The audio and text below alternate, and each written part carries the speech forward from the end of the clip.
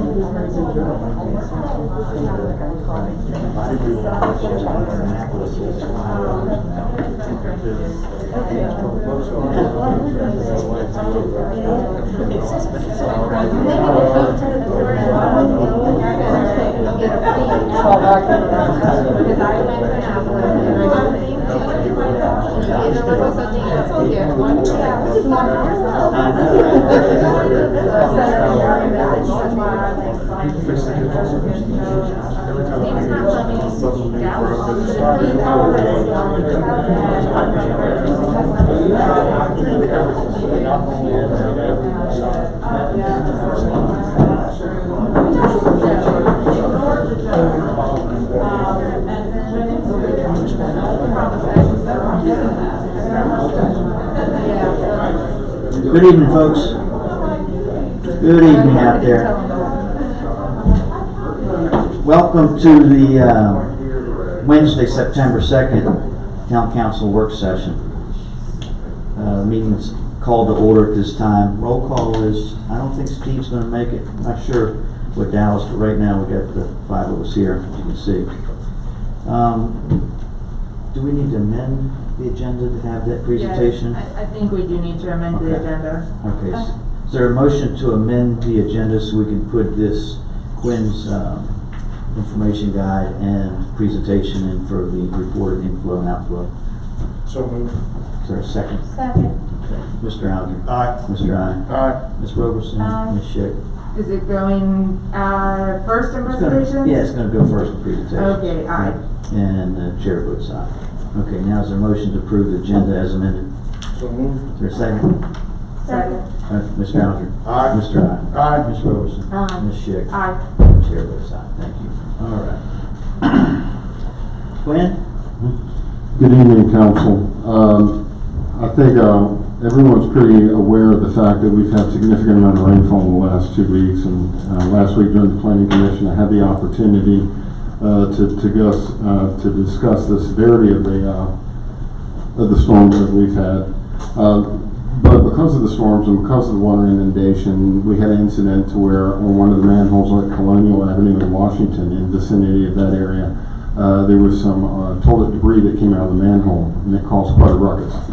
And I wanted, and there's been a lot of discussion about it on social media, as well as we've had people contact Town Hall and inquire about the information to ensure that DEQ is alerted. And I just wanted to take a couple minutes to explain exactly what happened, the dynamics around what happened, and what the town has already done in the past and what we'll do in the future to tackle these sorts of issues. So what I've done is I've created a brief over the last 2 days, and it deals with the technical term is called I&I, and it's just inflow and infiltration.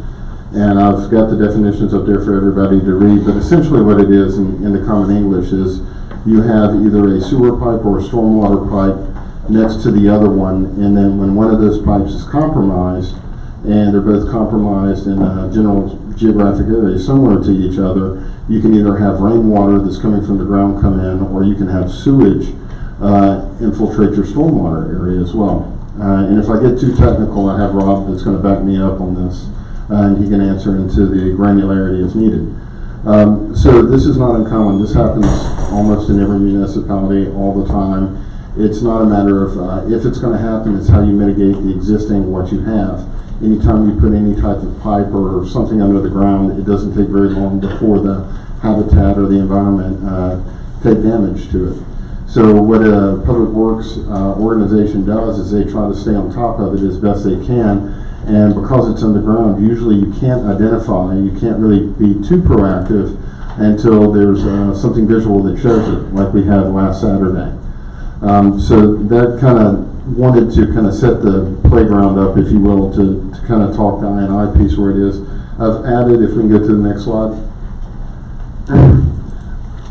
I've added the actual terminology and some of the causes that creates this. I mean, it can happen for a lot of things, but I think the takeaway is in the graphic, and we're going to have this posted online so the citizens can see it on the website. But it essentially can be caused by tree roots basically getting around one of the pipe structures. Sometimes you will have faulty pipe or pipe that is just frankly too old that gets degraded over time. But then you also have some stuff to where the people take sump pumps and they have roof drain offs and etc. And they kind of overflow the stormwater system. Now, the bad news is this is an enduring effort. We're always going to have to deal with this. It's just a matter of methodology. And technology, as the years progress, is getting better and better and better. The visual that everybody experienced is, so if you can imagine, you have a sewage pipe that has been compromised, and most of your fecal matter, your hard waste, due to gravity, will stay below the water, but tissue paper, things that are very visible to the average person, floats naturally up. If there's a compromised hole in that pipe, then it reaches to the stormwater takes it, and lo and behold, you have what we had at the manhole. And that's pretty much the science behind what happened. But there's a lot of background I think the council and the public can benefit from, because it's something that we spend a considerable amount of tax dollars on. And I just wanted to go to the next slide to show how quickly something can degrade. And if we look up here, this chart kind of shows you that the red was a stormwater system that is in 2009, and the blue line is a stormwater system that was 3 years later in 2012. So what this chart basically shows you is how many inches of rain had to fall before they reached that peak 1.8 million mark. So within 3 years, you can see the delta, how quickly their system degraded over time, and that lets you know that once pipes go amiss and go awry, that you really want to aggressively attack it. And that's just a matter of 3 years. These pipes can last 30, 40, 50 years. So once you identify it, you really want to get after it. In our case, wastewater treatment plant, through just general rainfall, so no sewer or anything like that, but just general rainfall entering into our system, we can see a quadruple increase. And that taxes our wastewater treatment plant, and it's just generally something that you want to keep under a certain percentage and not go above and beyond.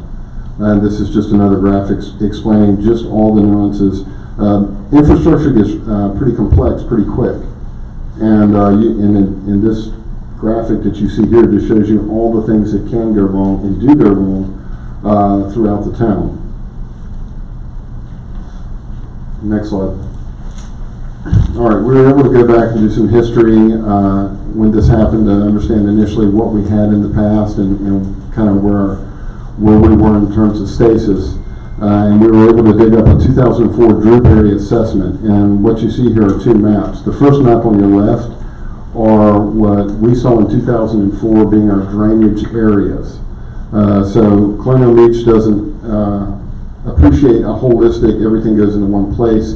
We have 4 to 5 different subsets of areas that have center mass points to where water will gather, and then we have to pump it up and out and over to the wastewater treatment plant and just deal with the abundance of water. That kind of also illustrates the presentation that we had last week with when you do get that 400-year storm, how quickly some geographic areas are just going to get filled up pretty quick in an hour.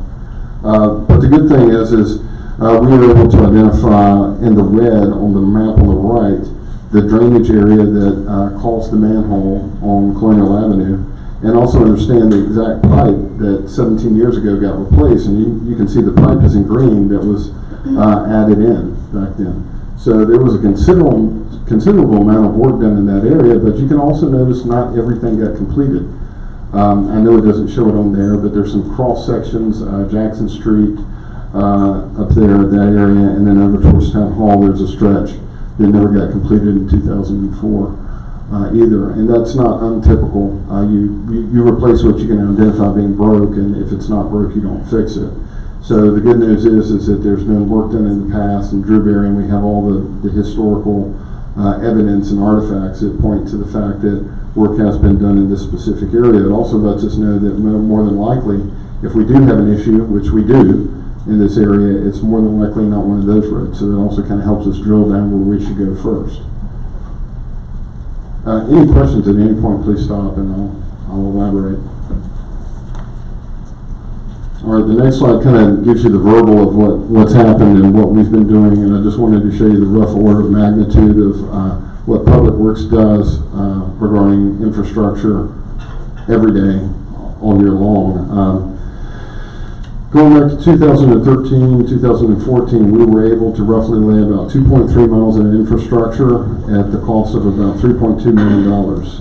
That was a massive project that was undertaken. I was able to get with Mr. Murphy and discuss it at length, and from what I understand, it mitigated quite a bit at that time, and it was very successful. Our annual budget, we spend over $500,000 a year in tackling these types of problems. And that does not include wastewater treatment plant, which enjoys about a $1.4 million budget. That's pretty typical. And if anything, what we're going to see over time as we identify the problems, that might fluctuate a little bit. But that's historically the amount of effort and energy we've put behind the issues. We're always working on the ditches, and I spoke to that at the Planning Commission last week. They're paramount that they stay open and free of debris, because that just makes the water go where it needs to go.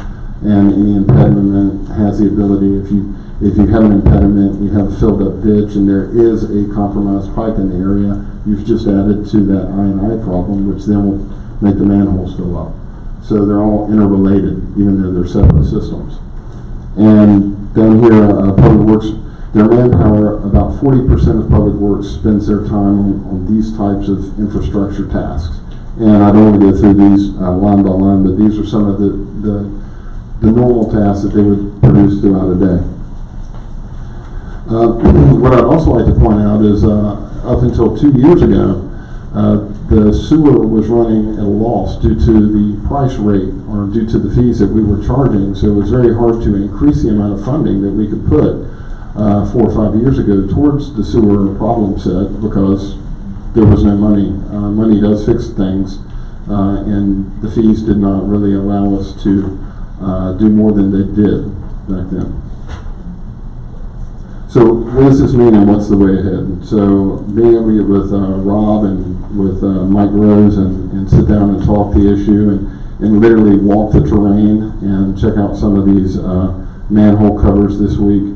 We've identified that the area in gray is the one drainage field. So if you can imagine, the gray area is historically been one drainage field. And what we believe, with working with Drewberry and a couple state agencies, and we're going to propose, because they like it if you come proactively with what you believe will fix the problem and modify it if they deem it fit, is to create a secondary drainage area and then have that water pumped out. And that does a lot of good things.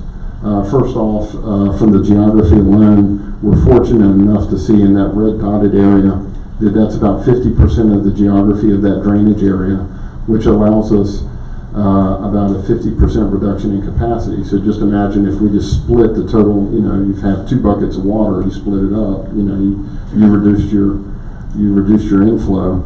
And also what it's going to do is it's going to prime the other area in gray to experience growth and development. So if I've taken the above taxed off of water, and we want to go in and develop, this kind of enhances that effort significantly. That's what we're going to propose to DEQ at our first quick look and conversations.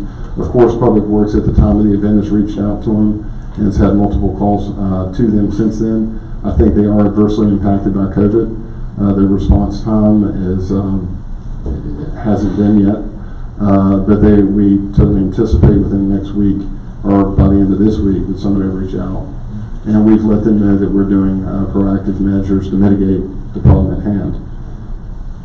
So that kind of goes into the step action that we have over here to your left. So we've obviously reached out to DEQ. We're also identifying funding sources, external and internal, and I'll get into that on the next slide. Then we're going to develop with an outsourced engineering company an analysis and review. And the neat thing about this, because it ties into the GIS efforts that we finally have now.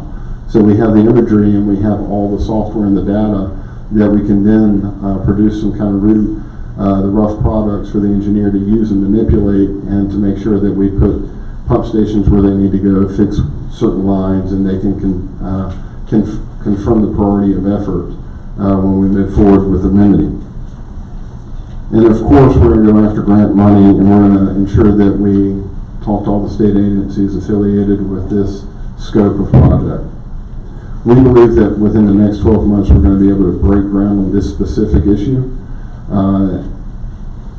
The one that we believe is going to happen would be another pipe running up Colonial Avenue to 700, which would then be able to pump that stuff to the wastewater treatment plant. That's probably the most cost-effective way. We get the most efficiencies out of creating this secondary drainage area that gets pumped out and allowing for the growth that we all are hoping for. Next slide. All right, funding the way ahead. And this is something I think we can all be kind of proud of, is that 2 years ago we decided, and it really wasn't a decision as much as it was a math formula, that we had to increase our water and sewer rates. And we didn't do it, we didn't pull a number out of the sky. It's X amount of customers, this is how much it costs to run the operation. It's just a very complicated division problem. But we also knew that good practices were, through the water rate outsourced company that we're dealing with, is to have about a 19% charge that goes into a reserve fund to ensure that you have capital money there, so when these things happen, you can take care of them with that fund and then not look to dramatically increase rates. And that's exactly what happened. Because we were able to raise the rates to the accurate price point, we have now created over $526,000 of cash reserves inside the utility fund, specifically designed to tackle this problem. So while it's good to discuss in public and everybody knows that, hey, there's an issue that's being fixed and infrastructure is expensive, we're not going to see it in a tax bill because we did the right thing 2 years ago. It's unfortunate that it happened right away, but it's very fortunate that we did what we did when we did it. Because we're not looking at any loans. We've enjoyed not taking on, as a town, any loans for the last 2.5 years. We have not increased our debt service because we did the right financial mechanic 2 years ago. We're not going to have to do it now. That's great news. And it's great news to the taxpayer too, because they pay more than their fair share at the moment. Mr. Murphy's also been looking into grants and DEQ type subsidies for this effort, and I think he's had very initial phases. This happened this weekend, so we've had 2 or 3 days to react to it. He's had some success identifying that our current demographics and our current income levels support us being able to get some outside Colonial Beach money, some money coming in that will help offset some of this cost. That's as far as we've gotten so far. It's only been 2 days, but it's good news. And of course, we're going to follow any procurement processes that we have that go along to make sure it's not necessarily an emergency, but we've pretty much identified it.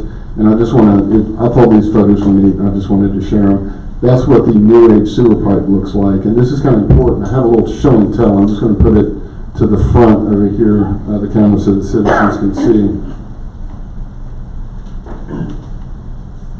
This is what happens to a pipe over time. So occasionally you have linkages in here, and just through normal wear and tear, somebody could have ran over this. Settlement. Yep, settlement, just the ground settling. So just imagine if the water's coming here, this creates a blockage every single time, which affects your whole drainage area. So I'm just going to leave that right here. That was found on Riverview in vicinity of Locust about 4 or 5 months ago. But it's just a great show and tell of just what happens underground, even when you do everything right.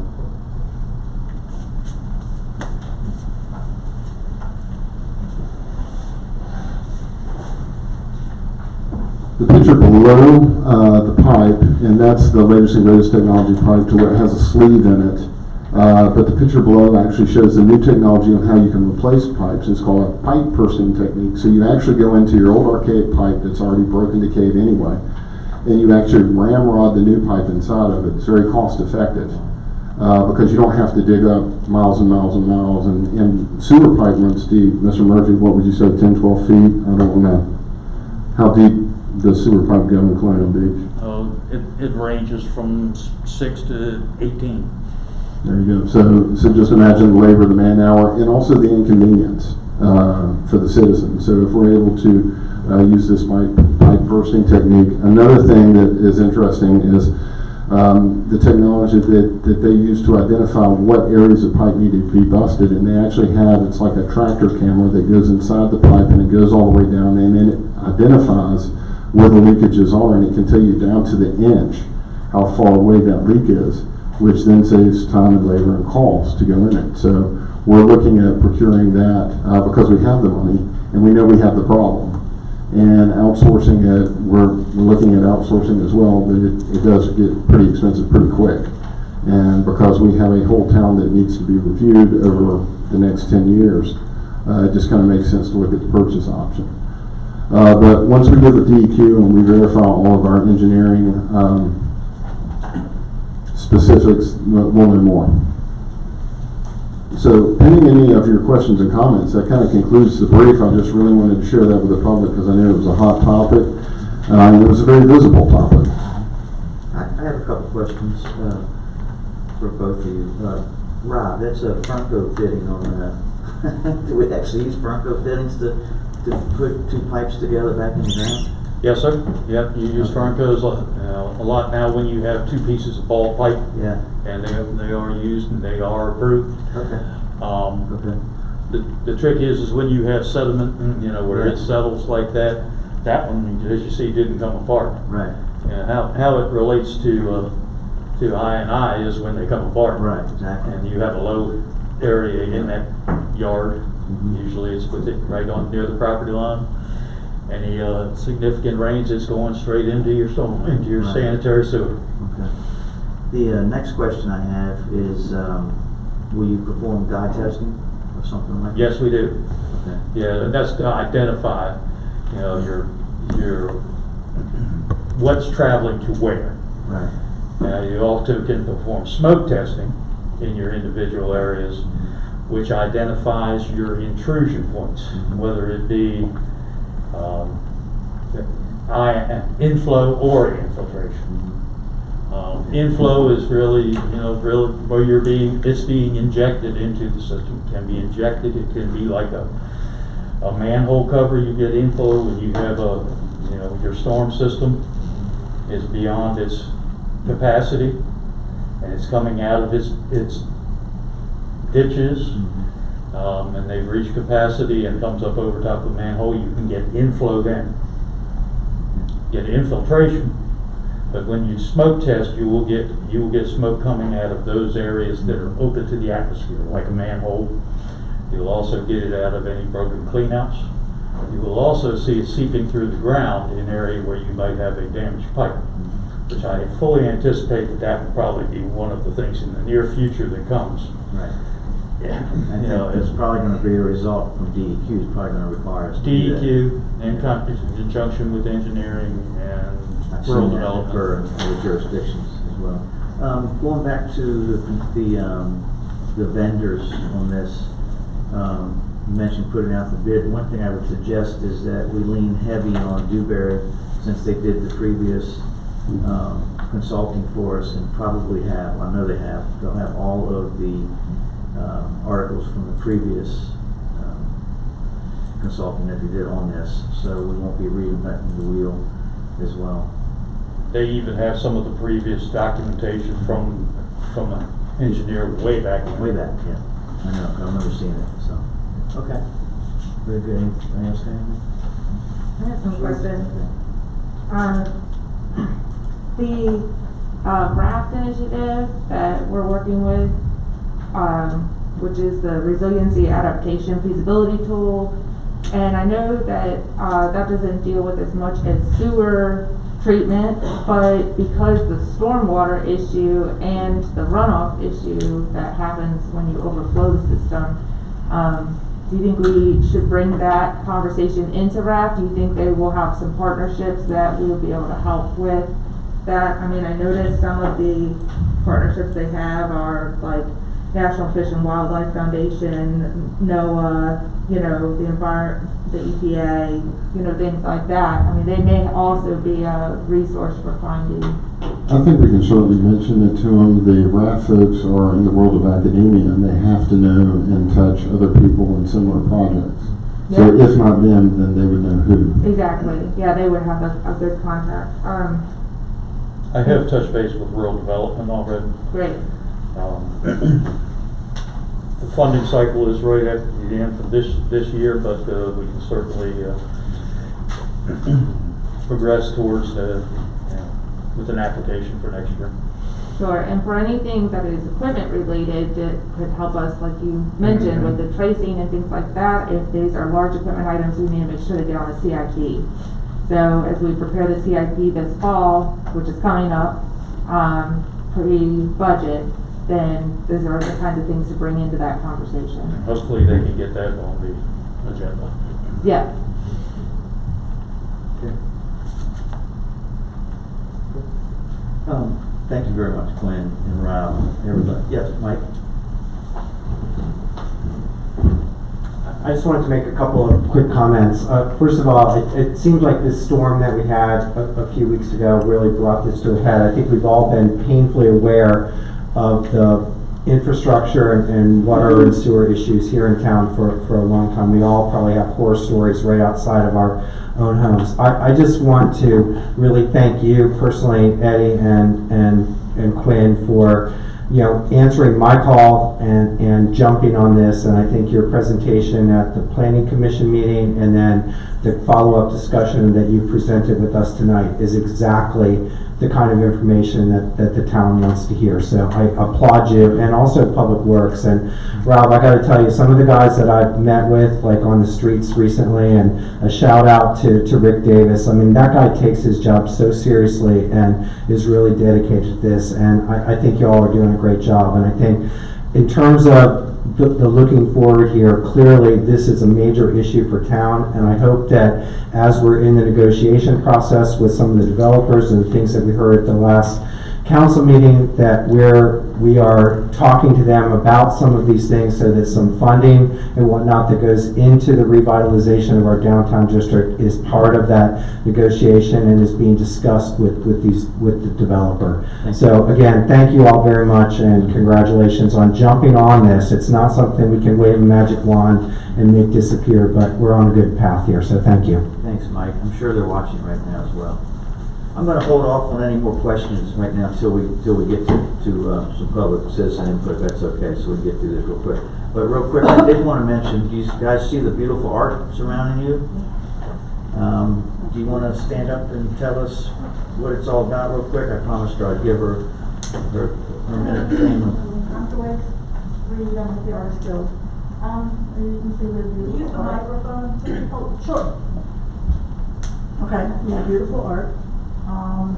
Many of the artists around had their shows canceled this year due to COVID, so it's really nice that we were able to have our performance for the regional show. It is a judge show. It was judged today, but the tiles are coming out yet. There is still one more prize, and that's the fan favorite. So it's going to be open for the next 3 weekends, every Saturday and Sunday from 11 to 4. Come in and vote for your fan favorite. And all of the art is for sale, so we'll have somebody here that can do it for money. And anyone have any questions? Thank you, Joyce. Okay, Columbia Schools.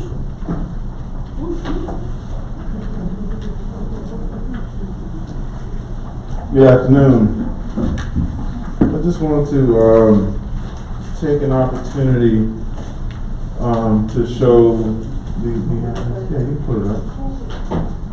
To talk with town council about the CARES spending that the school division has experienced, and I'm not sure if you would like for me to go through each individual line or talk about each individual purchase or plan. The school division is facing CARES, and I guess in any way comparable to any other district and school division. We were able to receive the CARES funding from the state government, and we've had conversations about this. I met with Quinn and Lisa, Ms. Oaks last week to talk to them about that in the amount of about $258,000. However, I do believe that those funds will not carry us through for the next years, I would say, due to the impact of COVID. As you can see, we've spent funds or encumbered some of those funds on bus leases, which we had to go out and purchase 2 new buses. First and foremost, because one of our buses was becoming old. The second issue was because we were facing the decision due to CARES and COVID, it's trying to do multiple routes for our school district in the AM and PM. So we were able to be reimbursed for the bus lease. We expect additional costs in custodial care, technology, as you can see, iPads and insurance, hotspots, Khajiits. We've made several upgrades to our school facility in the office area with, we would call them sneeze guards, but if you were to come into our building, you will see sneeze guards in the administrative offices to keep visitors, away from the front office ladies. We've devoted a large amount of money right now to cleaning, bottle filling stations, PPEs, and you can see additional costs due to personnel, which would be FICA, for the cost of an additional custodian that we've just had to move from the afternoon cleaning schedule to the AM cleaning schedule to help facilitate cleaning across the district. We do believe that once we have students coming back into the building, we may need to add an additional custodian. But as you know, there's no playbook for COVID, and we are addressing these issues as they arise. Also, we've slated within our grant 240 hours of intervention and tutoring for our students. That's one of the state requirements, that we go back and address instructional gaps that may have developed due to COVID from the spring. And so what we have to do is go around and assess all of our students multiple times throughout the year, see what their instructional weaknesses are, which could be in math and English and any other content area, and then turn around and develop a plan to address that, which would be a hefty cost for us, which we predict to be about $51,000. As you can see, we also have rolled out a new system for our learning management program for our students through Kansas, and it's called Virtual Virginia. However, Virtual Virginia does have a cost, and we would be using that program for the foreseeable future, even after COVID, to the tune of about $63,000 is what we project, because we have to pay for a certain number of seats. We are anticipating materials for virtual instruction, which, when we have students who are right now learning completely virtual, we have to provide additional resources to those kids potentially at home. Instructional resources such as dry erase boards, manipulatives for math, additional supplies and activities for art, things of that nature. And this is a challenging task, because we have to make those purchases now and get those purchases back to the students. We anticipate also, one of the things that we have to look for is another CNA to support us once the students arrive on campus, due to some of the expectations that the State Department and CDC, the government expect for school divisions when it pertains to addressing a child or staff member that becomes sick. We can't have only one nurse on the campus running both of those nursing stations. And so what we've planned on doing is, once we get to a place where we believe our students will return to campus, we will need to hire another nursing assistant, and if we can, hopefully for that cost that we have projected there. And then also the FICA cost. We do anticipate, again, I skipped over the needed iPads.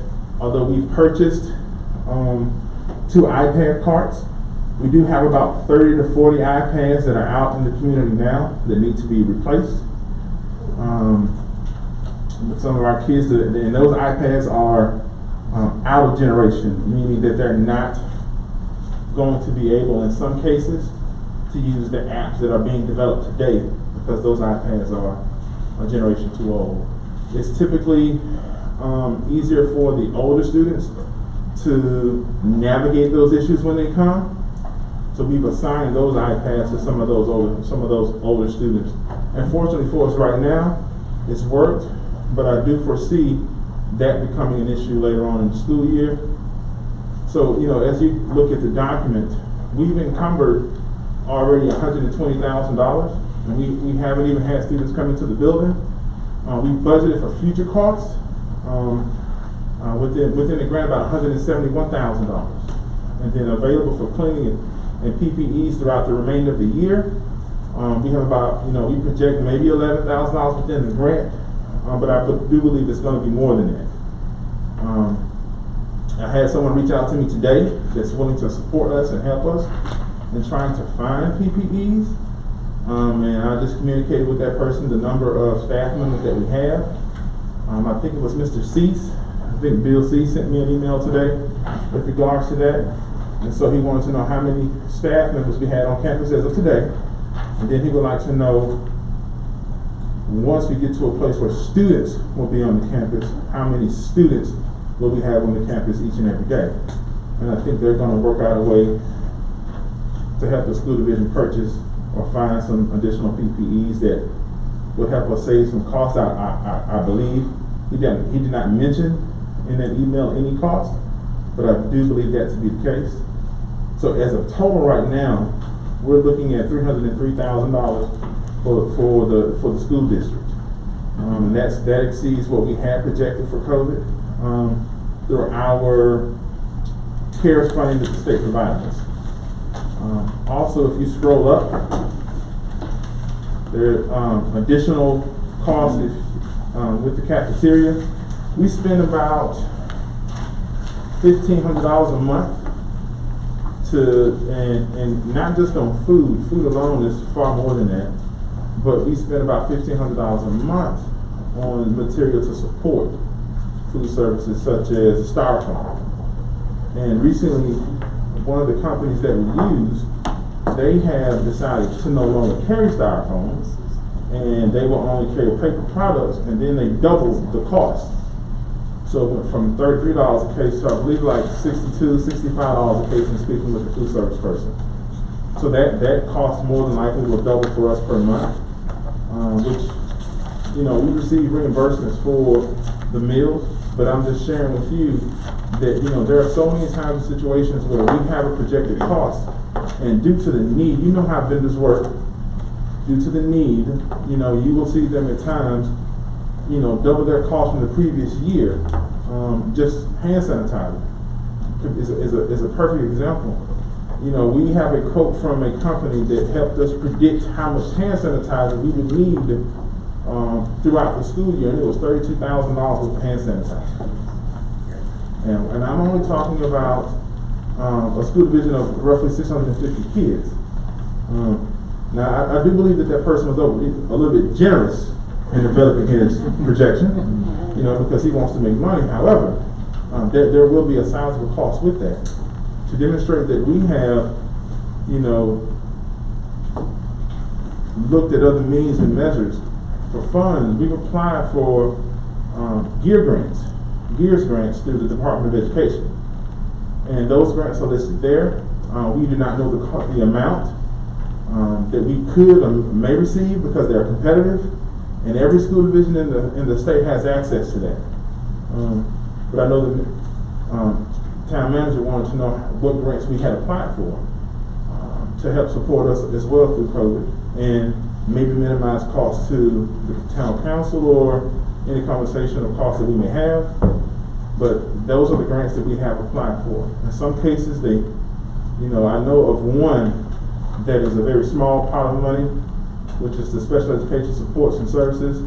You know, I do believe that's going to be a very small amount. The other amounts could be sizable, I'm unsure. It just depends on how the government, or how the State Department decides on how they want to deliver those grants to all the schools. You know, as a school superintendent, I encourage our Department of Federal Programs, the Director of Federal Programs, to apply for any and every grant. And I'm sure other superintendents are doing the same thing.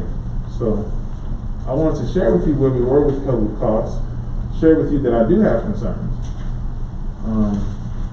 And also to share with you that we're trying to figure out ways. But, you know, as we go throughout the school year, if we bring our students on campus, I do believe that we're going to far exceed the state CARES money that's already been provided for us.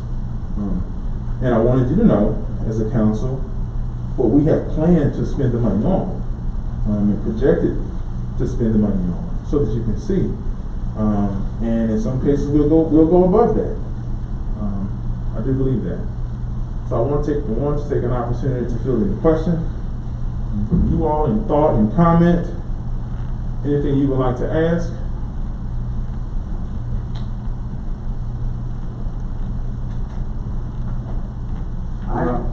Go ahead. No, I'm just gonna suggest that we plan a joint meeting with the school board and the town council. And so we can sit down and get a little more in depth in this, rather than just a presentation. Sit down and actually discuss it across the board. I'd like to know as well as what grants you've applied for, as well as which ones, what if any grants you've received funding from already. This is the only grant we received. I mean, like throughout the school year when it first started or whatever, and so we can look at the idea of the new buses and things like that. And if we can put our heads together and help figure out where maybe we can help with grants and consolidate some of our grants as well, that we're going to be looking for too. Because it looks to me like if you're asking for 13,000. No, I'm not asking for $350,000.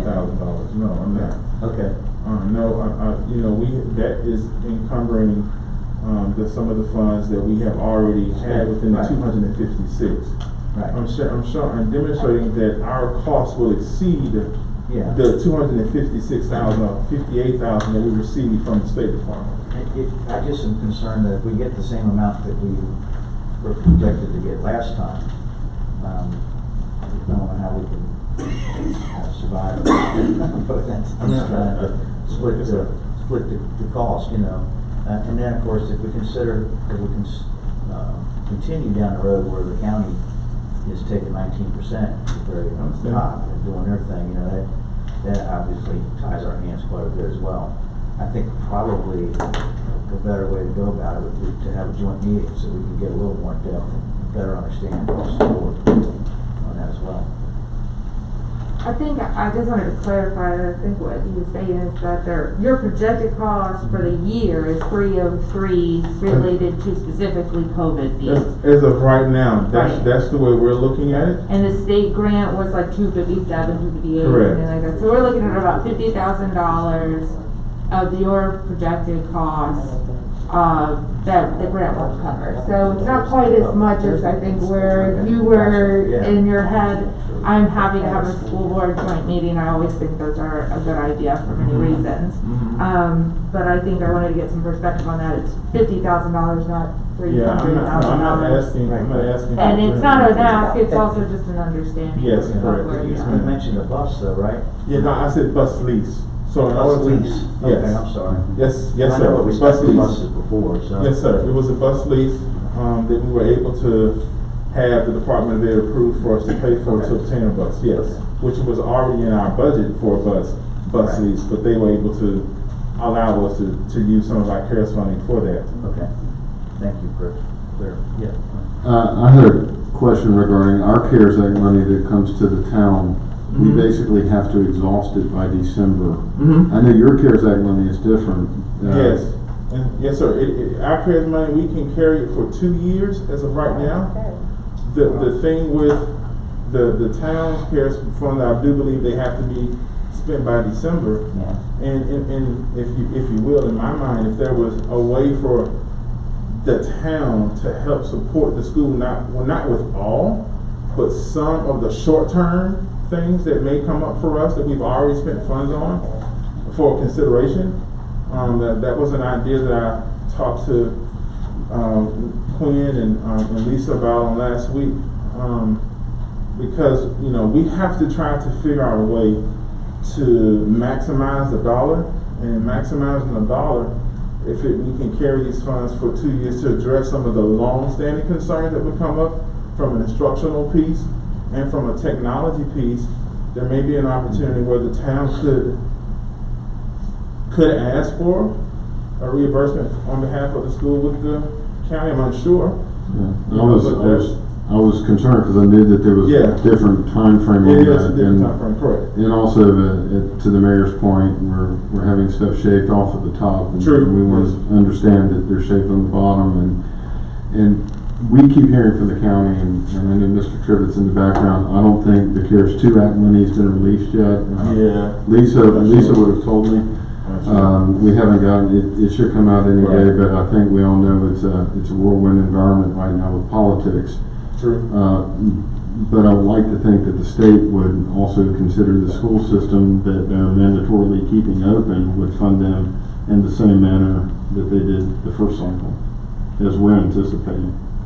Yeah, I mean, that would be nice. To your point, I haven't heard anything as far as any additional funds for the school district, from any level outside of the grants that we've already applied for, which, if we were able to receive those grants, they would help address and offset some of the concerns that I made you all aware of at this point. But I won't have any information about that until, I believe, late October, if I'm lucky, maybe the middle of October, would be my thought.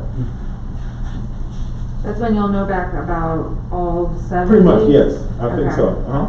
And they don't have a list of how much what this application, and sometimes you get to say, sometimes it's variable, sometimes you get awarded just a percentage of what you asked for, things like that. I don't have any information as to how much they're going to, For each right, one. from a percentage, what they're going to offer the school district. They just told us that they were competitive, and they begged every school district to apply. Sure. So as a district, we apply. So. Do you want to follow up on this in late October once you have an idea? That way we have. Oh yeah, that's fine. Yeah, I can do that. It's not a problem at all. Yeah, that way we'll actually have hard numbers to work with. Yeah, that's okay. Yes, sir. That's fine. Wait for a joint meeting, or should a joint meeting happen before that? Well, Get ahead of it. I think it's advantageous to sit down and discuss things. However, until you get the hard data, what are you going to discuss? Correct. It's that's a good idea. And that we'll know more about the CARES Act money too. It might be Yeah, released that by point. that as well. Mhm. So, And you so know, just. and who knows? They may find things may be completely different. Who knows? Or It may, and that would be. We don't know. For sure, after November it'll be different. I assume projections always change every day, because you never know when students actually return, so. But that's what I'm thinking. They come back sooner, your cost goes up quicker, Exactly. so. Yeah, we have no idea what the cost, I mean, these projections are then staying in virtual learning? For the cleaning, the technology will not change. I don't foresee that changing right now, Sure. except from the aspect of maybe having to purchase an additional, maybe 1 or 2 iPad carts potentially. The cost of cleaning is the greatest concern for us once we have kids back in the building, and the personnel side of that. Giving you another example, today we had to discuss from a meal service perspective, logistically, how do we feed all of the students that will arrive on campus during our blended model, but still have the responsibility of feeding the kids who will be home. And how do we deliver that food when we have drivers making multiple trips? So there's a possibility where we may need to add some additional staffing, like a meal service person, if you will. Okay, and you know, if the cleaning is more than our current custodial staff can handle, then we may need to add some additional custodial staff members. So the personnel side could change. I don't foresee the technology and the cleaning will continue to be a concern throughout the year. I think this is pretty conservative, to be honest with you. I think it could only go up from these numbers. I mean, My goal was not to be outrageous. right. You know, I don't wanna come here with a number that shocks the world. I mean, I just wanna tell you what, as of right now, this is the way it looks, but no one's gone through COVID. I'm sure you all have sat down and made plans to address COVID-related costs, and after 2 or 3 months of addressing something, you realize that number wasn't big enough. I mean, that could really happen. That's not anyone's fault, you know, and it's just what happens. So, you know, I could foresee the same thing happening with us as a district. You know, I hope it stays within this, but you know, as I just stated, there's no CARES playbook, you know. So, Correct me if I'm wrong, but just to kind of help digest, I think the technology standards are only going to grow because my understanding is the requirements for the state are that the technology that's given out, even when they return, have to have those same Yes. things in case you go back. So to your point, we have to be prepared to, at a moment's notice, yeah, switch from an in-person setting to a virtual setting. Mm-hmm. And then we have to make sure that those families are prepared in the same way. Which, you know, we've done, I think, our district has done an excellent job at trying to address families' needs. And so with that being said, I mean, there could be an additional cost with that. We just won't know. You know, and I hate to put it that way. I don't, this is not where I'm comfortable at. You know, I want to be able to say, this is what's going to happen. This is how it should be. This is the cost. This is where we are. Not a day as good as mine. We don't feel that Yeah, same so, pain. you know, We don't I know just, either. you know, we tried. Yeah. We tried. You know, And- and I think we've done. as someone that sits in a room every day, our district should be proud. I mean, I just want people to hear that. I mean, we have really, our students are very active in the classes, and it's really been, Clean Beach has really set the bar high for that. One last question. I saw on open source reporting that the USDA is going to continue to fund the cafeteria stuff nationwide. Are we going to enjoy any goodness off of that? or- So I just sent that text to my director right before I walked in here, asking if they were extending the summer feed program.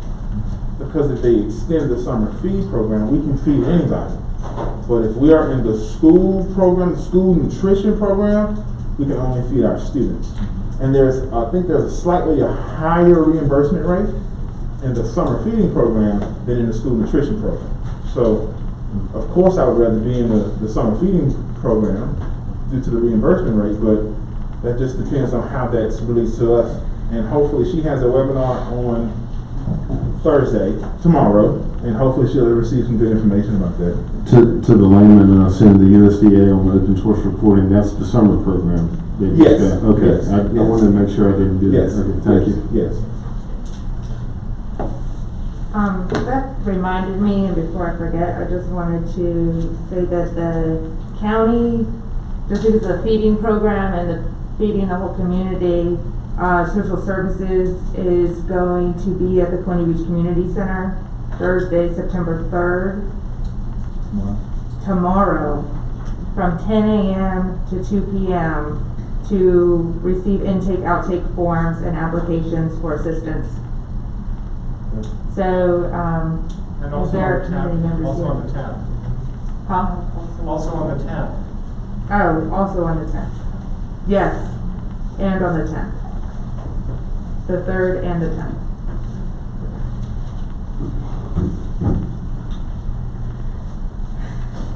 Keep up the good work. No, we always try, but It's a whole different animal out there right now. it This is, truly is. we're all learning as we go along, there's no doubt about that, you know, and unfortunately, like for us, you know, the pipes keep breaking and, Oh, yeah, I you know, and understand. like your stuff as well, it's just, it's just piling on. as it- Yeah, but I do wanna have a meeting, so, as soon as you get those numbers, you can notify us right away. And by then, we should hopefully have other numbers as well, Okay. if we're gonna get more CARES Act money Okay. actually administered. Yes, sir. And with that, then we'll have a joint meeting with you guys, and hopefully we'll be able to get everybody will have a clearer, better understanding what we have to do to move forward. Okay, that's all right. Sounds good. Is that okay, council? Yeah, I think that's an excellent idea. Very good. Thank you. Thank you. Thank you. Lisa?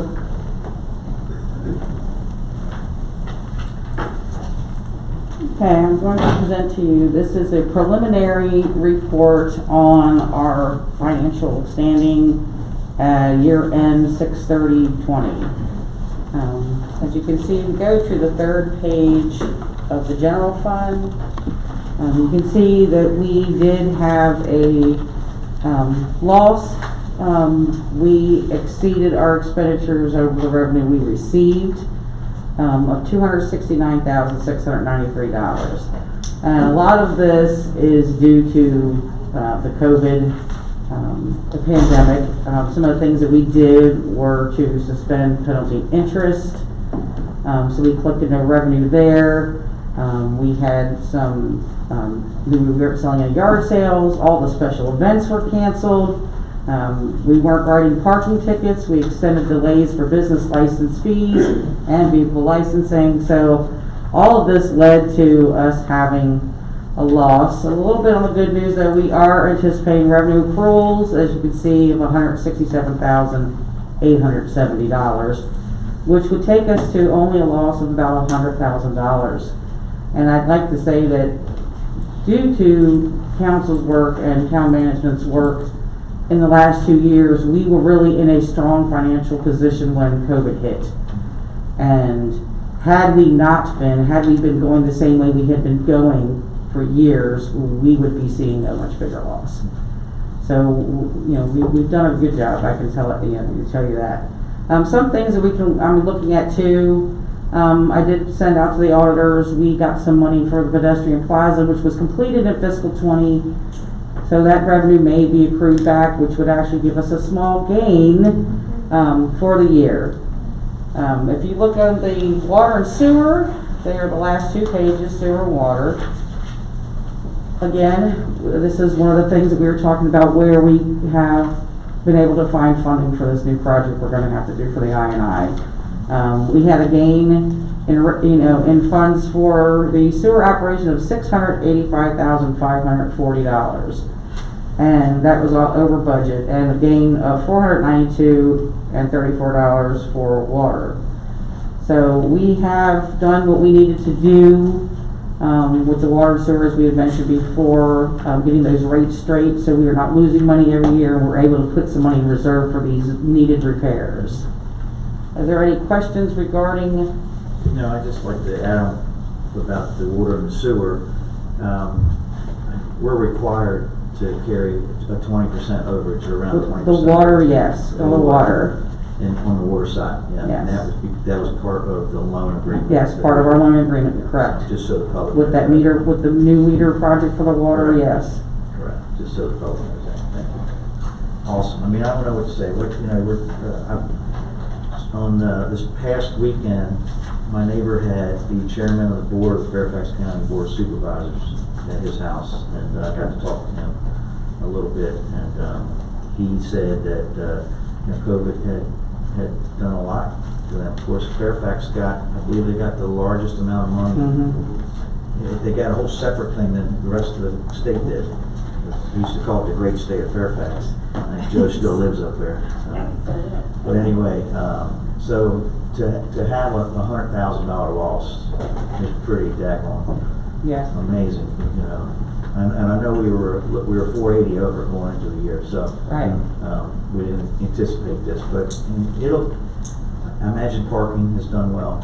Parking, yes, as you can see, the green and the yellow, all of the green shaded areas we actually either met or exceeded our budget. Some of the yellow ones are just a little concerning, like business licenses and right, and we didn't charge any fines for anybody for late fees this time. Right, exactly. If you remember, we gave the public waived it, like 3 months additional time. Yes, we gave them until June 30th to get their vehicle license. Business licenses were pushed back to June 30th.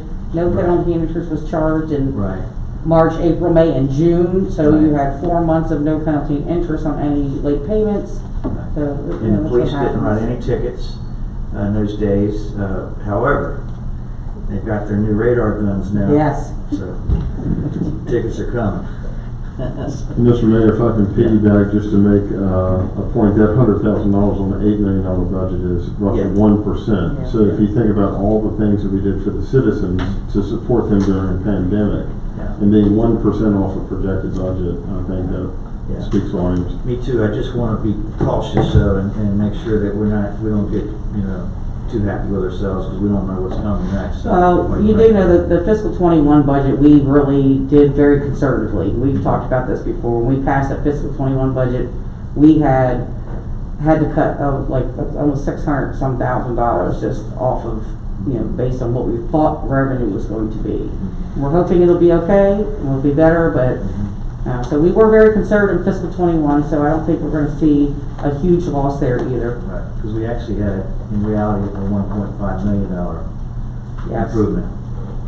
If you add in the 40 to what we were losing, we had 900,000. I have some questions though.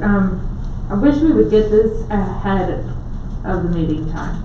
I'm sorry. I know, but it's hard to react to it when this is the first time you've seen it. So, give us some time. I may have more questions that come that are not just from the first, seeing it again.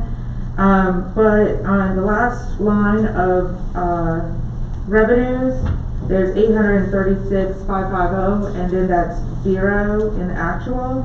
Well, From that's carryover. an accounting, you have to carry the funds from the previous year in there. You don't actually get the revenue in the revenue line. Okay. It does go into your budget because you're actually going to be spending that in fiscal 20 here. So the expense is actually in your budget down at the bottom and you're spending it. But you don't see the revenue coming in there. That's why you see that 0%. Because it's going to be spent from things. Because the revenue that are actually already is from the allocated. previous year. Right. That's why it's just carried into the budget so we can spend it. Okay. Well, I just want people to understand that though, when they're looking at these numbers at the bottom, that Right. the way that that's calculated. And then the other part of this is that in expenditures, there's $497,000 for COVID-19 from last year. That will be adjusted. We were initially coding our salaries there, which we will make an adjustment during our audit process, thinking that we might be able to recoup some salaries for people who were not on site or teleworking, or some overtime costs. And unfortunately, that's not going to be the case. That's part of declaring the state of emergency. Right. When that's declared, then you immediately set Right, we set line everything item aside just in case immediately. You can get it back so that you can Right. identify all that money. Right, Okay, but so some of unfortunately, this will go back into police. well, will go some back of it, into yes, departments. exactly. Right.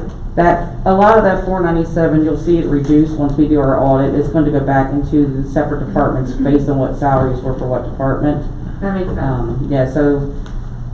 It's just a time consuming thing. And we've just started our audit process, mid-August, so we are, starting on that. And So just moving forward, if you're in a position where where there may be a need to declare a state of emergency, the sooner you do it, the better off you are. And the sooner you start tracking it and identifying all the funds, even if you don't think it belongs there, put it there anyway. Because what will happen is when you decide to pay, you'll have yours ready to go and you'll get it into them quicker. exactly, and at the beginning, we And did it not makes know a whether they huge were gonna difference reimburse because- salaries. Because I can tell you right now, sometimes it takes a long time, like, we sometimes won't get hurricane money back, things like that, for a year or two. So it takes a long time to get that stuff back. Well, my point really was that if we put it in that line item, that I can see a lot of benefits to that, but that may be reimbursable, right? So that may be part of the CARES Act money that came back. and paid The for reason that some we of do, as Eddie said, just go ahead and separate a department to capture those costs, because sometimes things change, and especially with COVID, we didn't know what was gonna happen. it. Right. Every day, the rules seem to change, and we did not know whether they were going to cover those costs or not. So we wanted to capture them, and now that we have found out after being 4 or 5 months into this that There is not going to be any relief on salaries for people who were teleworking or weren't working at all. We were still paying them, and there's no overtime. FEMA calls it a related cost, and which they will not reimburse. So now it's just that going through the audit, we'll just reclass those into the salary lines. The good side to this, though, is we didn't lose anybody. We didn't have to lay No. people off. They didn't have to apply for unemployment benefits. So we kept our workforce intact. So the institutional knowledge stays in the house, which is great. I want to thank our employees too, because some of them could have taken a different approach to it and gone for the unemployment. They did not. So I give them kudos for that. So. Okay. Thank you so much. I really appreciate that. Let's see, new business. Planning Commission recommendations. Kathleen?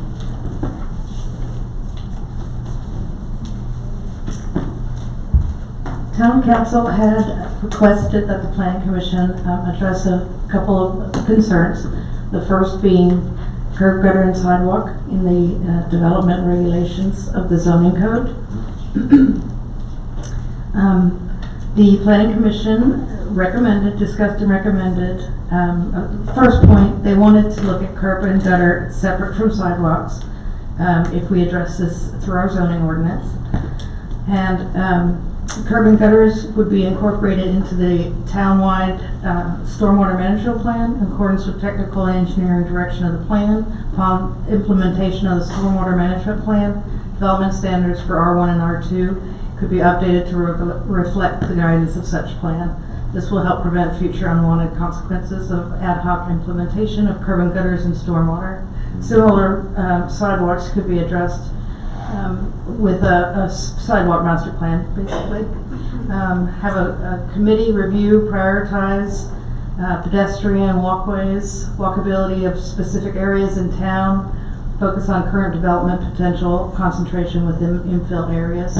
So their recommendation is to separate, to remove or suspend the curb, gutter, sidewalk development standards for R1 and R2 until we can implement these stormwater management plan and a sidewalk master plan.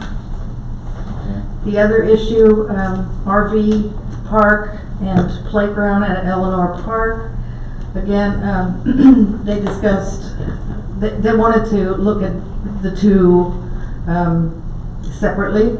They addressed the RV park by, there was a lot of discussion, and basically the RV park had a number of barriers, made it undesirable use, including size of the parcel, access drive, doesn't meet VDOT standards, traffic in and out of the potential park. A vote was made to not support an RV park at this location. The playground equipment, there was a lot of discussion as well for that.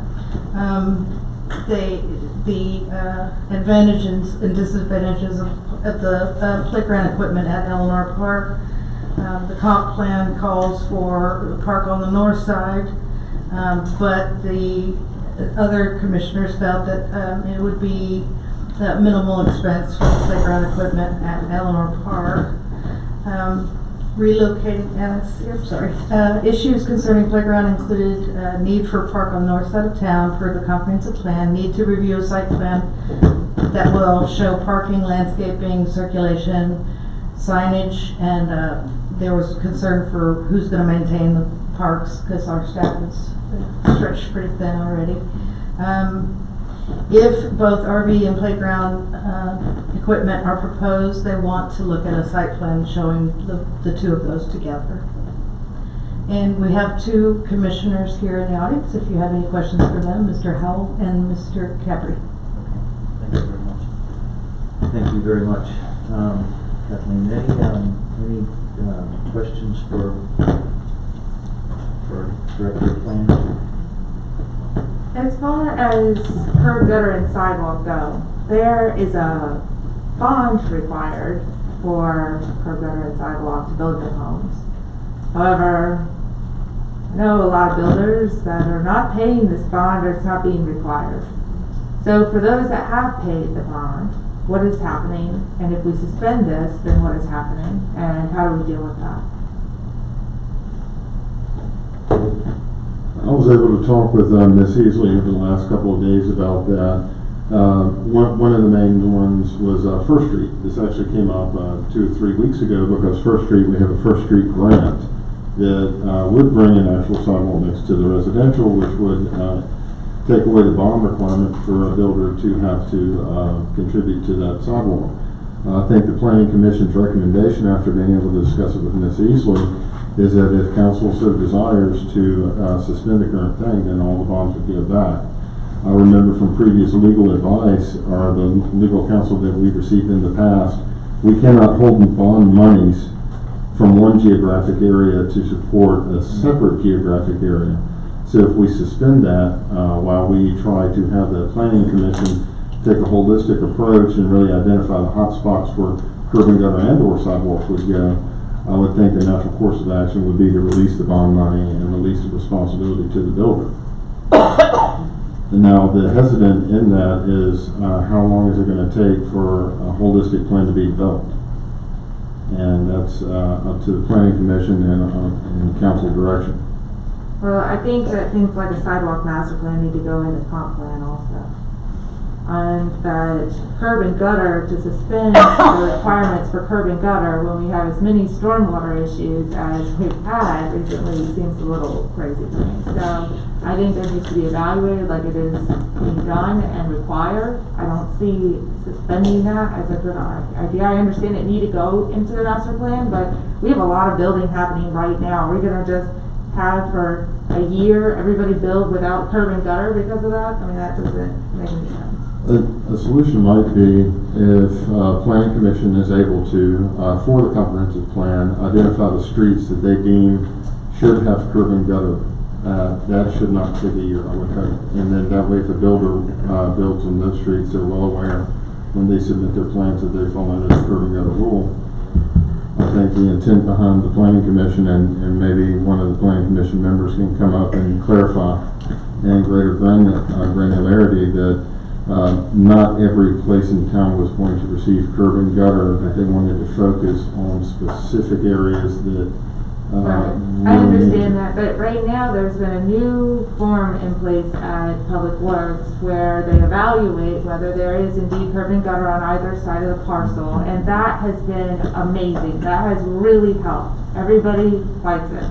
Everybody likes the way it's going, and it's been very, very good to at least understand the context on either side. So with suspending these regulations, not enforce that kind of process then, because I feel like that process of at least evaluating each site to decide whether curb and gutter is necessary there is happening right now.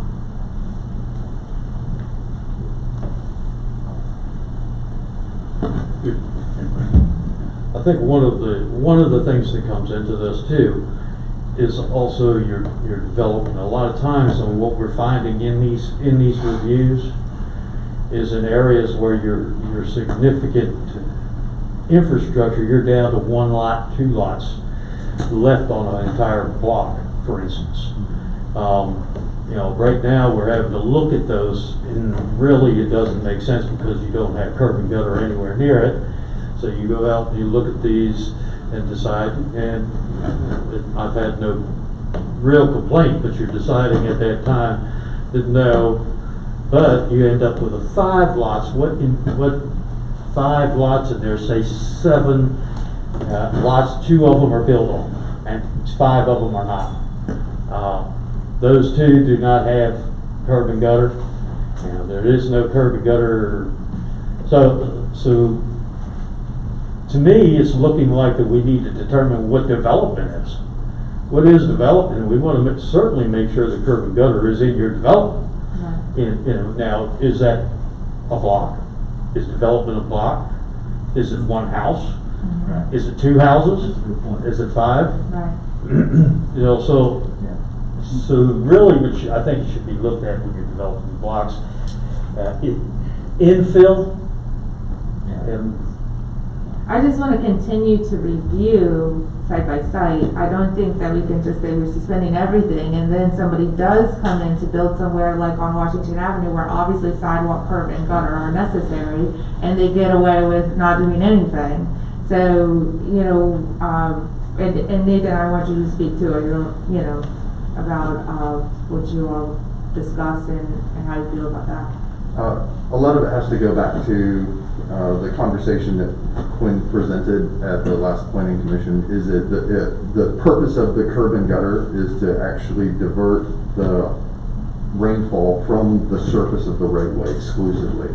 I understand it presents a specific aesthetic, but it also presents some very specific engineering challenges as far as being able to understand where that outflow is going to go and how that impacts the other drainage around it. Because immediately as soon as you put a curb and gutter along one lot, it sheds all of the water from that section of the street to the adjacent lots.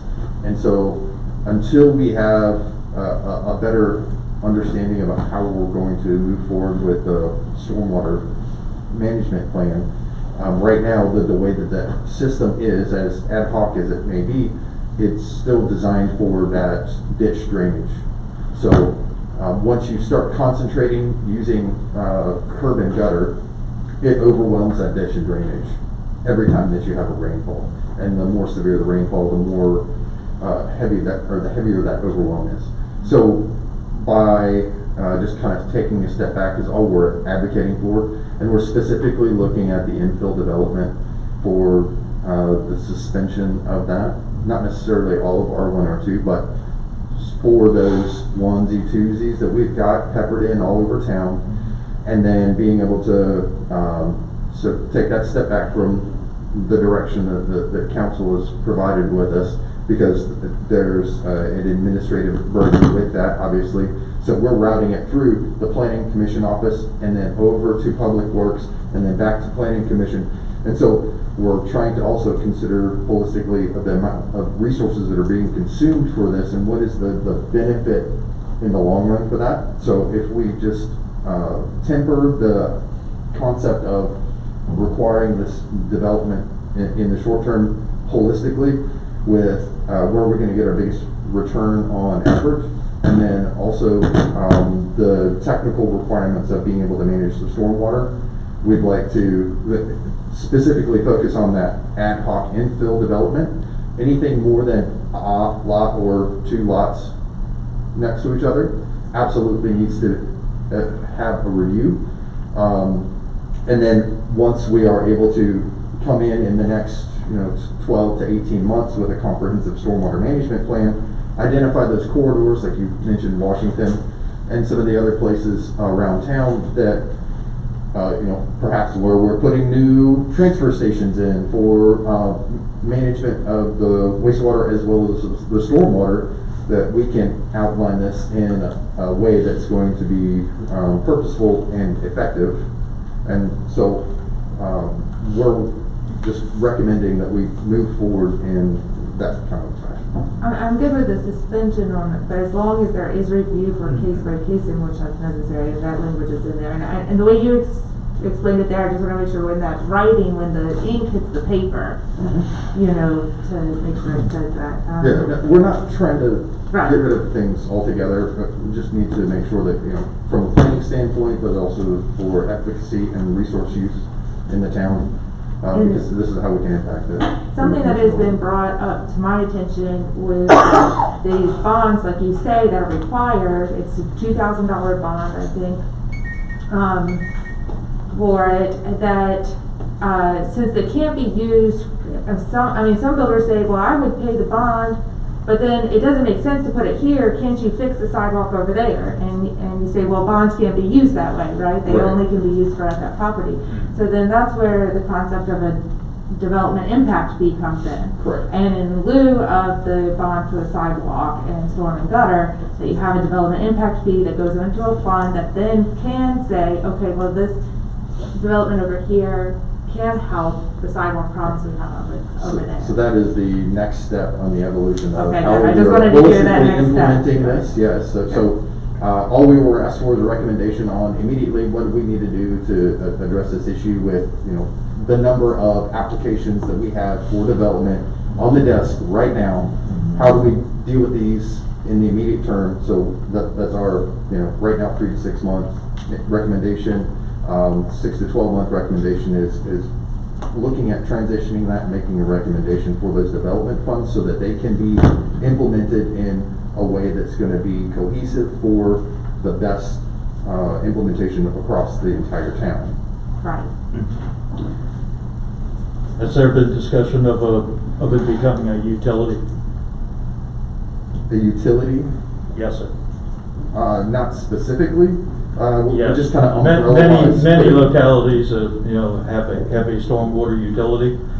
And that way you're able to segregate your funds.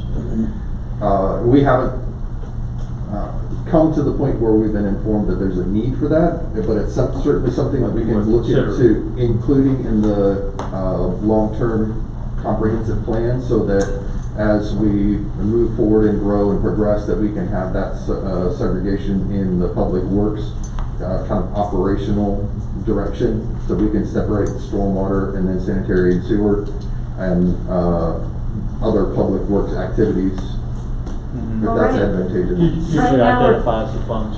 And right now, we're talking about one house here, one house there, because like you said, that's the way the lots are, but, it's very possible that in the next 6 months, we're not looking at one house. Absolutely.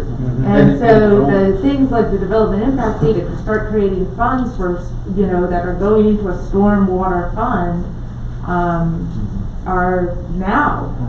Right. So I hope that that can be pursued in parallel, in a more short term, and not like, let's wait for this giant stormwater plan, which we all know takes a very long time, mapping, evaluation, engineering, and, implement something to recuperate a cost that's gonna go into making that plan real. Yes. So, yeah, and this came up in the planning commission's meeting last week, when we talked about the stormwater problems that we have. And if you remember, a couple of important points as well were that this is where we failed, this is why we are where we are today, by not A bunch of duct being tape proactive. and random, just, Right. okay, well, we got a spot problem here, a spot problem Well- there, and that's how we've ended up where we're at. We So- never put the onus on the builders either we're allowing them to build the homes, but not have to worry about the stormwater ramifications. Right. So we kicked the can down the road, and we have stopped doing that in most cases over the last few years, and it seems to be successful. It hurts at some level for some people because it costs money, but at the end of the day, it's going to save us a ton of money historically over time. It's akin to the water meter fees, where we have to be proactive and think about planning for the future. So Yeah. these are the things that we have to make the hard decisions now to be able to move forward in a structured manner that makes sense for the benefit of everyone in the long term. The other thing is a lot of times, quite frankly, if you look at other jurisdictions, especially up in Northern Virginia, the ones I'm familiar with, it becomes a bargaining chip for other things as well. Absolutely. So, and that's good, like when you need a school or something like that. And So, food for- absolutely, we'll add the consideration of a development fund in lieu of bond for curb gutter and sidewalks for discussion points for our next work session. And then we'd be happy to consider any other topics, but as Ms. Schick mentioned, I think that it's very timely and something that we need to be able to implement as soon as possible. So we're going to, as a planning commission, huddle up on that one pretty quickly and try and get something back to you guys so that we can at least have a rough draft hammered out. We'll of course include town management on implementation of something of that nature so that when some of these other things that are going on in the background come to a head, that we're prepared for them and we can address them from a comprehensive planning standpoint. I mean, I'm not seeing builders shy away from wanting to be a part of fixing the bigger problems. Yeah. I'm not seeing that. No, They we're- want their money to go to something that's gonna help the entire rest of the Yeah, neighborhood. right, So- right. Associated costs are passed on to the purchaser of the home or the property as well, and so, it costs a little bit more, but at the end of the day, we're fixing the town. Right, so, you know, it's an example of I'm gonna build a house in the middle of a swamp, so Right. that's not very marketable Right. for somebody who's gonna come in and get buyer's remorse and sue the builder, versus, hey, I wanna make sure that I'm building in the location that's gonna be the most desirable, so that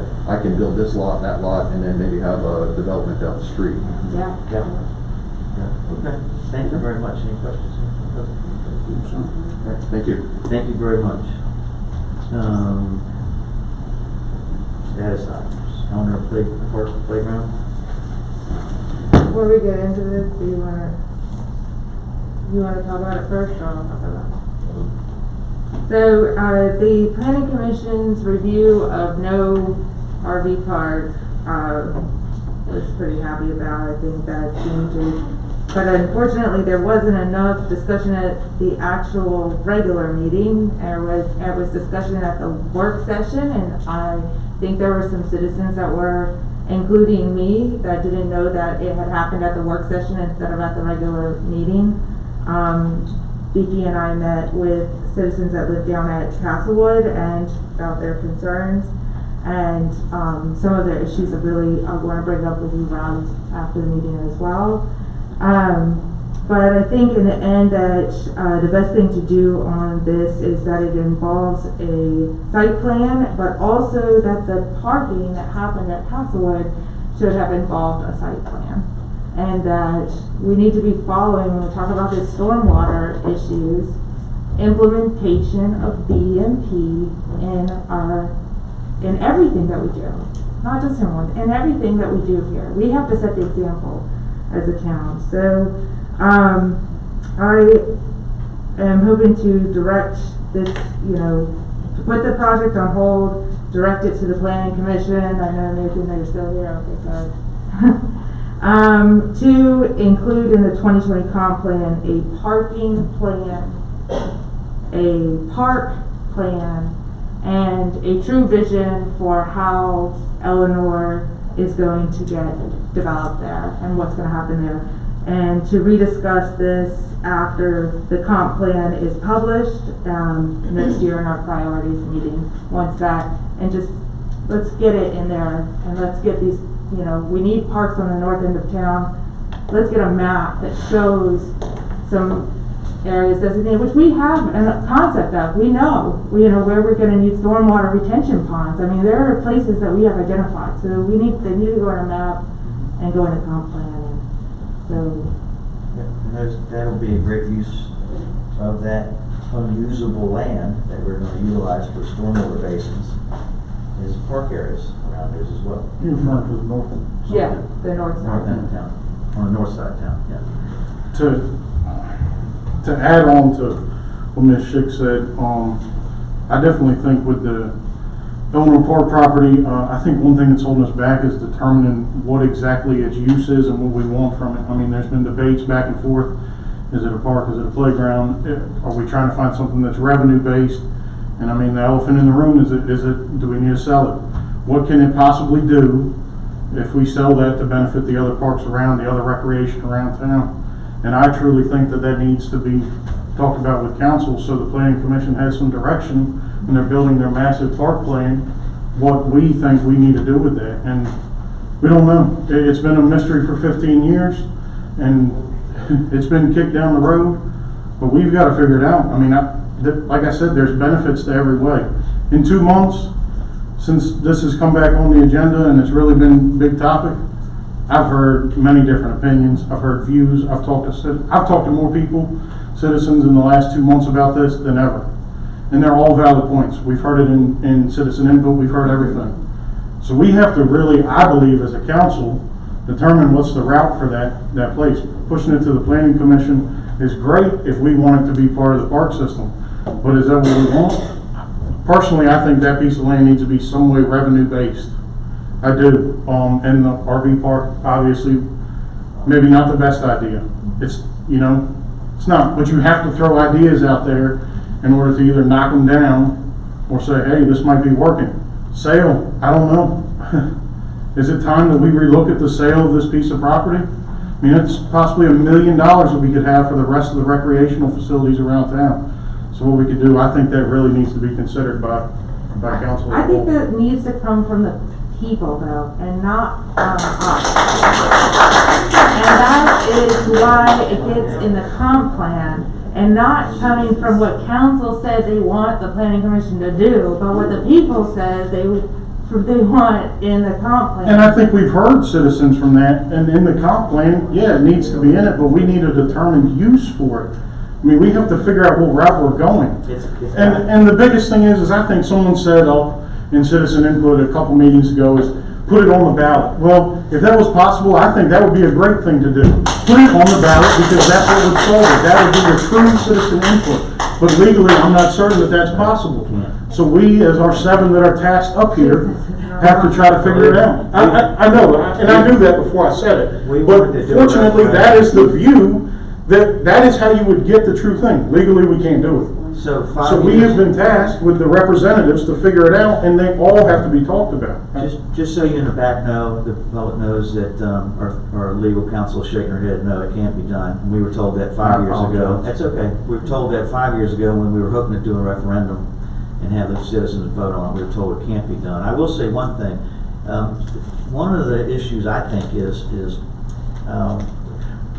I guess at some point in time it was a park, and then it reverted to something else, a campground and then a trailer park, which I know was there for a long, long time, because I've said a million times, my family had several trailers in there when I was a kid. But it is zoned R2. So I don't think Robin Grove Park is zoned R2. Yes, the whole thing is. Also, parks are a by right use in R2. Kathleen, please. Yeah. Thank you.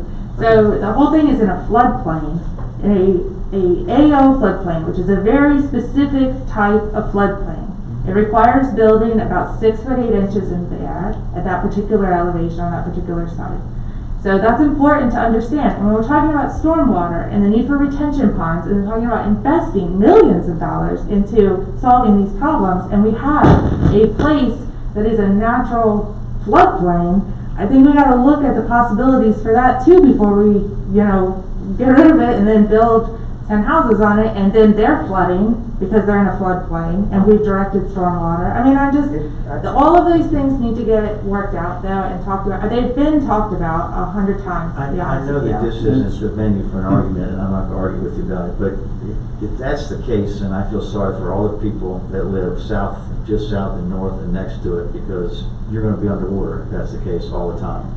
So it is in the AO. So is several of those properties that builders like A.B. Walker have built those beautiful craftsman homes that set up 5 and 6 feet. A.B. Walker built those homes. One he bought at tax auction, the other one he bought from the neighbor. Then he adjusted the lot line, divided one lot into 2. And that's how he divided those lots into making them profitable to sell and build the foundations that high. If you had to implement the subdivision ordinance on that piece of property at Eleanor, because anytime you divide a parcel into more than 2 spaces, anytime you divide it into 3 or more spaces, you have to meet the subdivision ordinance, which requires an enormous amount of stormwater mitigation and other regulations, including curb, gutter, sidewalk, and a million other things. This is important because when we are talking about the development down at the boardwalk, those regulations are what save us. Those regulations are what are important to understanding when we do developments like that they meet criteria. Because if not, they're dumping their stormwater all over the place, right? And so there's a 36-page document. It's a pretty heavy document, the subdivision ordinance. I encourage everybody to please read it. But A.B. Walker didn't go through the subdivision ordinance, so he didn't have that cost burden on him. So when we're talking about, these are all things that can be talked about at the planning commission. Nothing can be built. I'm not saying that. I'm not saying that. I'm just saying when you talk about the realistic value as a developer, which is something in the world that I work and live in, then saying it's worth $1 million is a little misleading to people, because at face value they drive by it, they see it's green, they see it's empty, but they don't really understand the real cost, the real money that goes into that. And it is excessive. It's a lot. It's the reason that Sun Cove or Sunset Cove or whatever the subdivision that's up by Torrey Smith Park, that's sitting there, and it's still sitting there, It's right? not. And it's not? It's under contract. Well, it's not built out, and it's been my whole life, Yeah. you know, my whole entire life. So, it's not built out because you have to have a certain number of parcels to make up for the infrastructure cost, right? In order to divide that out and to make up for that money. So, there are certain economics that are important to understand about this. There are certain economics of the town to understand about this.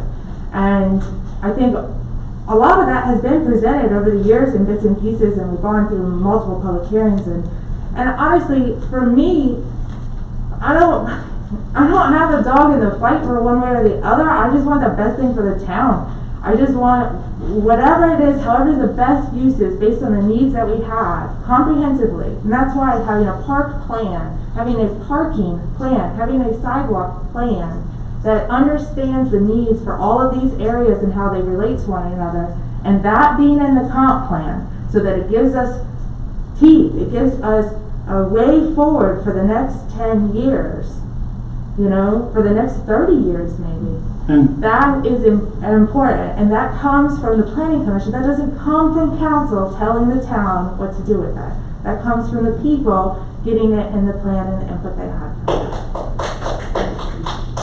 I don't disagree with you that the comp plan needs to include all that. But I think with how this debate has gone with that particular piece of property, we need to find our route forward, so when the direction that we need to give the planning commission, they know what they're dealing with.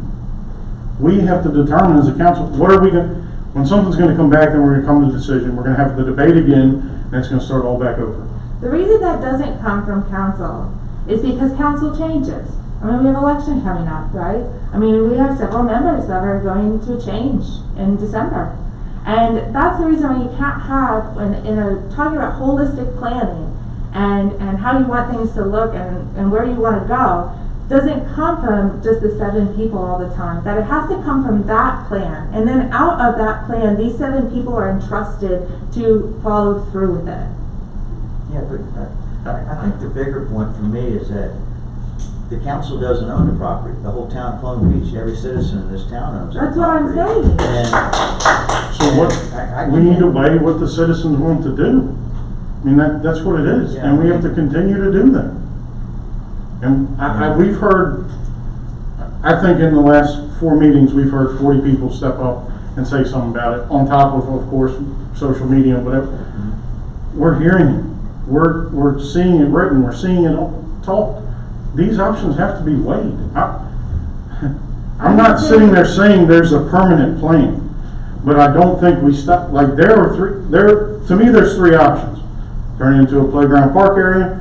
We turn it into some sort of revenue generating, which we've talked before, some sort of venue that provides events. The RV park thing just came through. I mean, something like that. I don't have the perfect answer to that, or it's sold. We have to debate those 3 things. And we have to take the citizen input into consideration. And we also, like the mayor said, and I think Ms. Schick said, what's best for town? We have to determine what's best for town.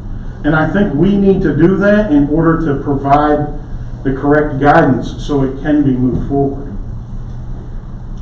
The plan guides us. But if we're not going to, So, and the plan is right now in the planning commission phase. And they have a public hearing for it. They have recommendations. There are goals and objectives and lots of information in it. And those recommendations have a public hearing. And then it comes to us, and we also have to approve the plan. There are multiple levels of public input that happen in that process. And that's what I'm saying. It needs to go through that. And whatever the decision is of those 3 options, like you said, then whatever gets put in the comp plan, then is how we proceed.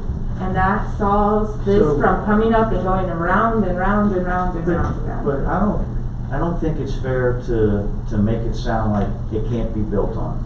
And that's what I think we've been told, that it can't be built on. Because I just was in North Beach this morning, Chesapeake Beach this afternoon, in Deal yesterday, and I see what they do. And they do it a hell of a lot closer to the water than we did, and they do it at lower elevations than we do.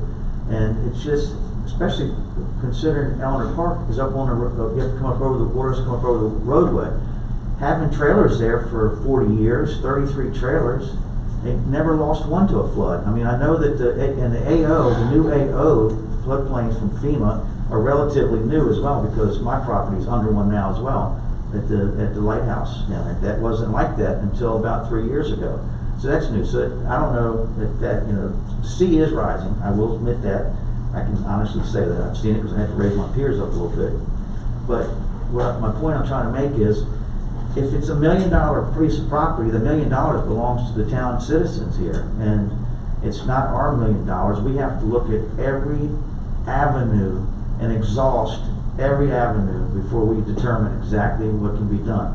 If the planning commission comes back and says it's impossible, it cannot be built on, we will never allow variances, the state will never allow variances for that property to be built on, even if we built them on stilts like the one up on Beach Avenue and they're 13 feet high or whatever, then we know exactly what we're dealing with. But I agree with Pat as well. I think that all of those avenues need to be looked at so that we can put it to rest. I see Wayne sitting back there. We've been talking about this for how many years? I mean, we had these same arguments 6 years ago when I was a vice mayor. But that's why it about needs to this go stuff. in the comp plan, because then it's not an argument anymore. Whatever happens and is in the comp plan guides the rest of what we do. We don't get to just go off on our own and say, well, we want it to be this year because we have these 7 people on council anymore. And that's why it has to come from the public into that plan, and not from us down to the planning commission to tell them what to put in the plan. Well, we're not going to solve it today, but I do think that it's something that we need to keep discussing and figure out exactly how we're going to go about approaching it. It's been sent to the planning commission, correct? So you guys are out there, you're listening to what we're saying up here. I think we need a more formidable opinion on what you think it's best used for at this point in time, and can it be used for those other things? In the comp plan. In the comp plan. So, Part of it is having a parking, the sidewalk, the things, Nathan, that you talked about, so that's in the comp plan, so that we have that to work towards as a goal. okay. Anything else? That's it. All right, CARES Act. Who's speaking on that? Lisa? Yes, I just want to let you know, their only update on the CARES Act, we did receive 2 more reimbursements since you were given this report before. We haven't made any more disbursements. These will be made in the next upcoming weeks before the Westmoreland County has their meeting. Because right now the only thing we've got is a little bit of cleaning supplies and PPE that we've ordered, and then of course our hazard pay, our sanitation, and a few days of beach ambassadors. So we got some feedback from Eastside Glass. Yes. If Rob can elaborate on that. Yeah, Eastside Glass actually gave us their input. They came and reviewed the site, and then said they would give us a price of 2 weeks, and they came back and said that they didn't want to do it. So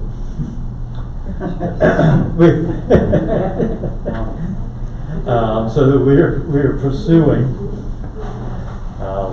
another alternate that Westmoreland County utilized for theirs. I haven't gotten a reply yet. They said that they were going to come, when Eastside Glass said they were going to give us the bid in 2 weeks. At that time, the other company said that they would not be able to get out there until the beginning of September. So we said, well, that's a little too late. Well, now we had to reschedule, and we called them back to reschedule, and it ended up being 2 weeks later. So we probably won't get them out until From a 14th. practical standpoint, is there anything we can do in-house Yes, we could. and just charge as if we were, doing it? Yeah, hiring somebody else? we could build something in-house. I really didn't want it to attach, but I mean, if you can't get it done, and our back's against the wall on time, and I'm not sure how much luck you're gonna have finding plexiglass. right now. I know. I saw I know, that was something, some I of saw their something challenges. yesterday, they were using isinglass, like a boat uses, because they can't get plexiglass. Well, yeah, and that's another thing to think about. We are looking in, Rob, myself, have been looking into purchasing some personal protection equipment and cleaning supplies in some bulk orders at this point, because we are finding it more and more difficult to find the items that we need at a reasonable cost. Right. They're just going up, and like you said, plexiglass, I don't know, we had checked it out before on Amazon for some partitions that actually sit on desks.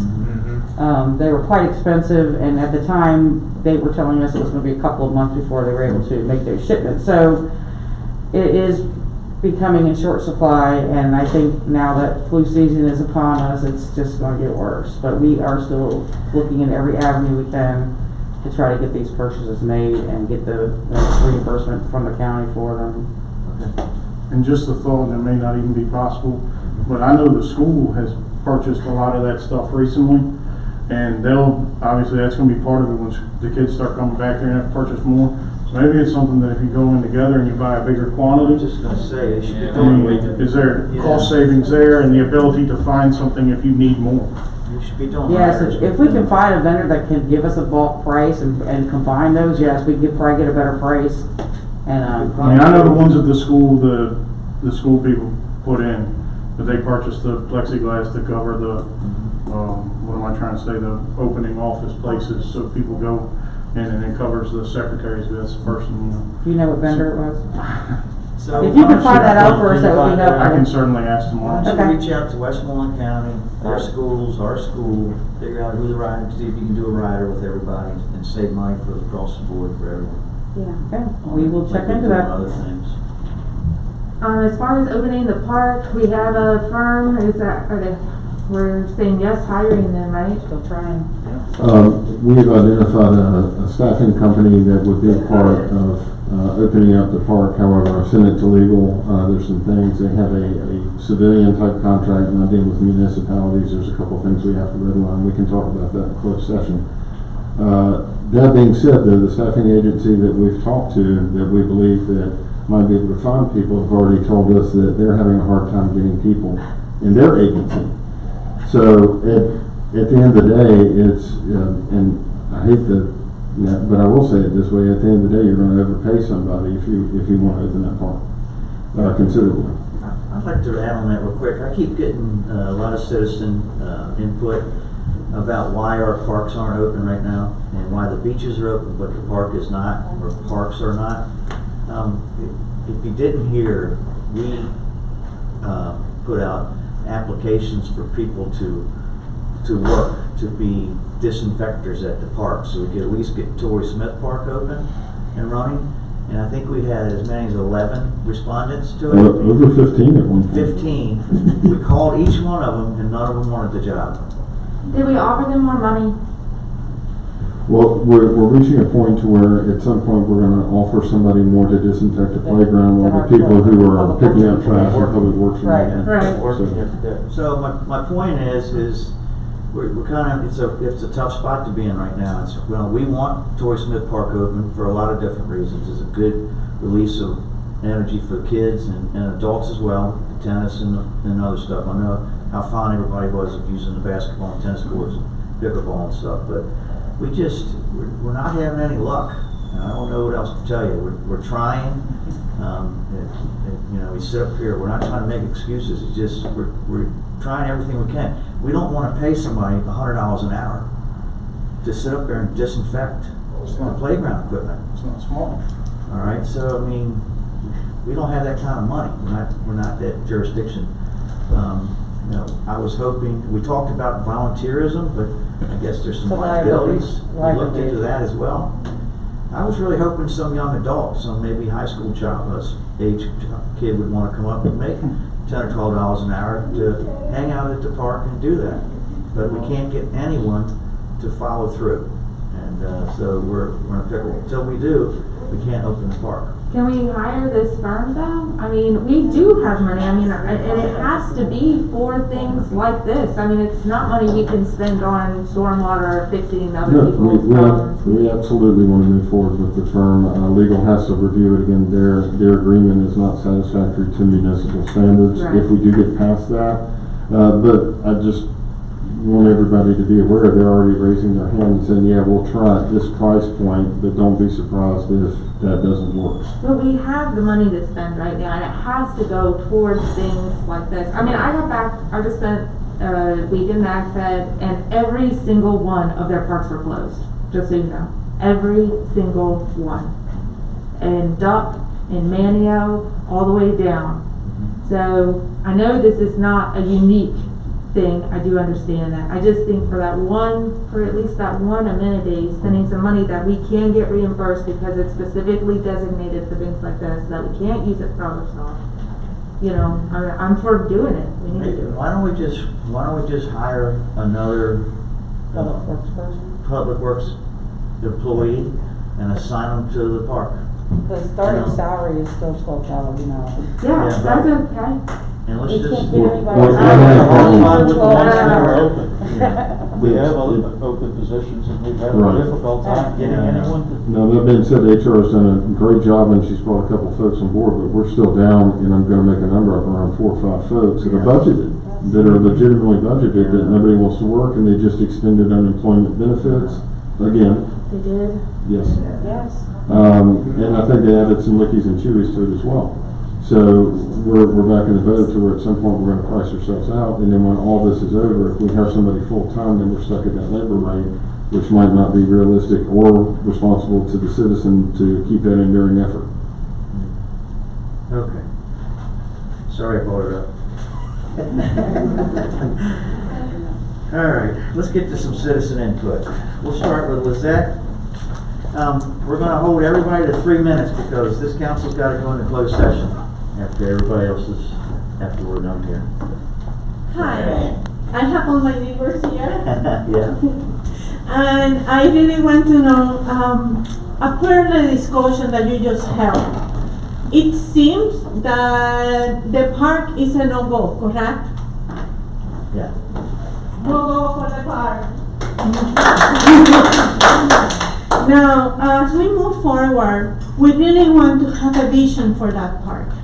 We need to know the requirements from the council, and we can actually ask the people to come up with proposals. We can even do a competition where we have students at different schools of architecture, of community planning, or what have you, to provide us ideas, and we can actually try to give them some stipend if they win, and a plaque with their name. They will be so proud of that.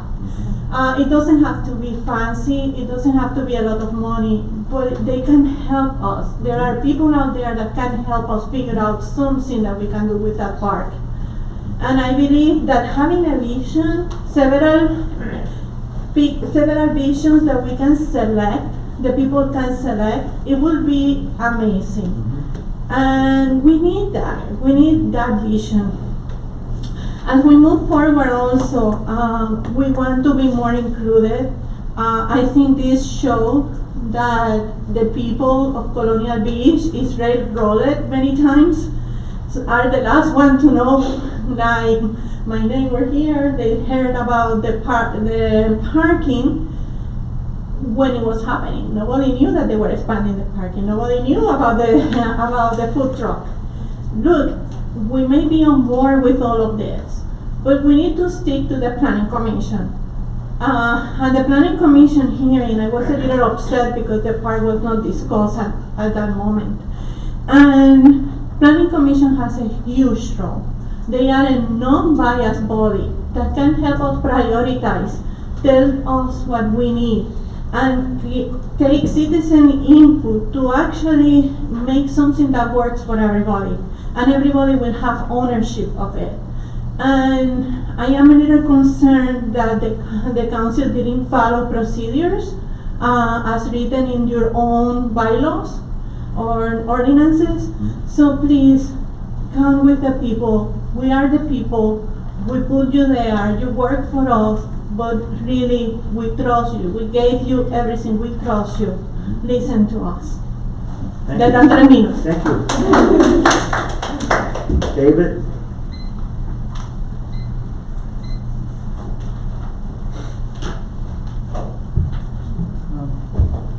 Good afternoon, or evening, I should say. I had a little speech planned out, but I guess since you guys have cooler heads prevailed, I should say, I'd say thank you very much. I appreciate you listening to the citizens. This was my first time ever getting involved in the community like this, so if somebody's idea to get us ginned up, it definitely worked. We got a little excited. What I want to say though is, please don't forget Castlewood. We want to keep it, and I've said this to others. That point is one of the crown jewels of this town. Almost everybody that lives here drives around it. You guys, please keep that in consideration when you do things down there, that everybody drives through there. So if it looks like a big, ugly parking lot with pipes that are half twisted and falling out, and gravel, and food carts in our kids' parks, let us know before you do that, please. I mean, get our input. But again, thank you very much. I appreciate it. And like Lisette said, we're not here just to be a barrier or cause trouble. We want what's best for the people, and that's really what called us to action. It wasn't because we wanted to be troublemakers. We want this community to be better. We all live here. We all benefit from the decisions that are made, and with citizen input, people don't feel disenfranchised. If you give them a vision, like we've already talked about, the people will listen, and the people will respond in a positive manner. So thank you very much. Appreciate it. Paige? Oh gosh, I'm so nervous. No, don't be nervous. Well, I am. Nothing to it. Testing.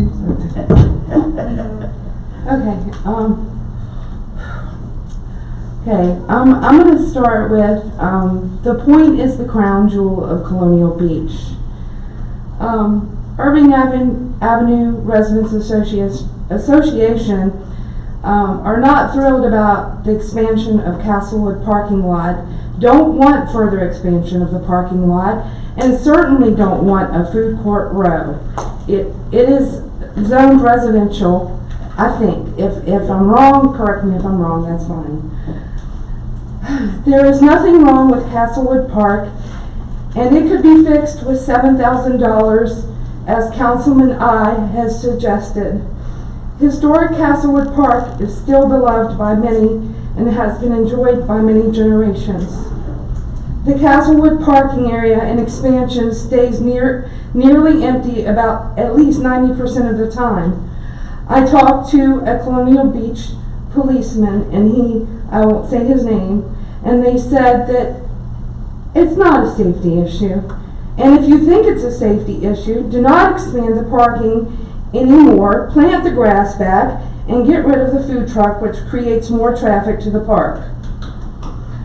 A park has been needed for many years on the north side, and it's where the majority of the kids live.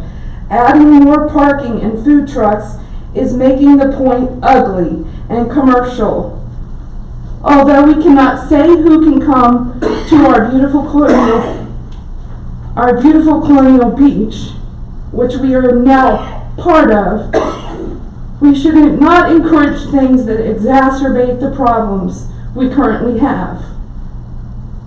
As to Eleanor Park, do something that makes sense for that property. The feud needs to end. I was going to say put on the ballot next year, but you're saying to me that there are legal ramifications. Okay, that's fine. That's my solution, put it on the ballot. Then everybody in a democracy will have a free chance to decide what happens to that property.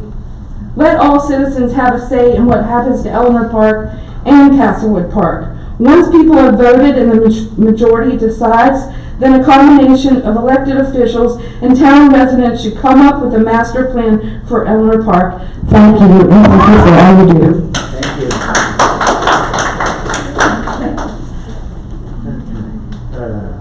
Mike and Vicky left, I think.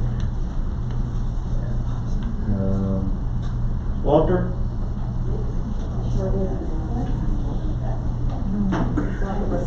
3 minutes.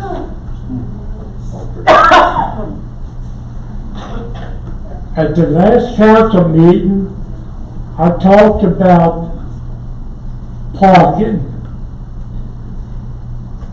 And I want to talk about parking and I want to take it, I know the season is almost over for the parking, and there's a solution. The solution is get it out of the police department hands. The solution is the revenue that's generated from the parking meters, hire someone to police the parking meters and give out the citations. My information that I've received, there's no citations this year that's been given for this town. Never been such, for any parking meters in this town for this whole year. And if I'm corrected on that, I will stand on that. And this town needs to, I ride my golf cart starting at 8 o'clock in the morning, and I finish up around 9 o'clock in the evening. I ride every day around this town.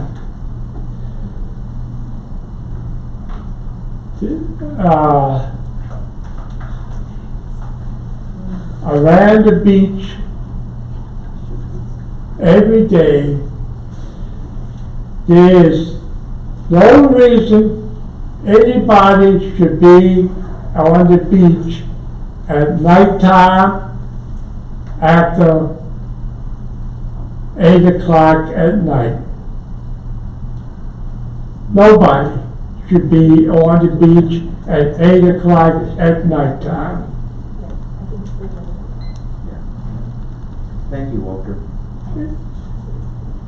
I have people that live on the South Beach that have called the police department to complain, and they ride by and they do not stop. Okay, thank you. And Walter, your 3 minutes is up. okay. I'm sorry. Thank you. Don't mean to cut you short, buddy, but sorry about that, yeah. Sherry Hutchins.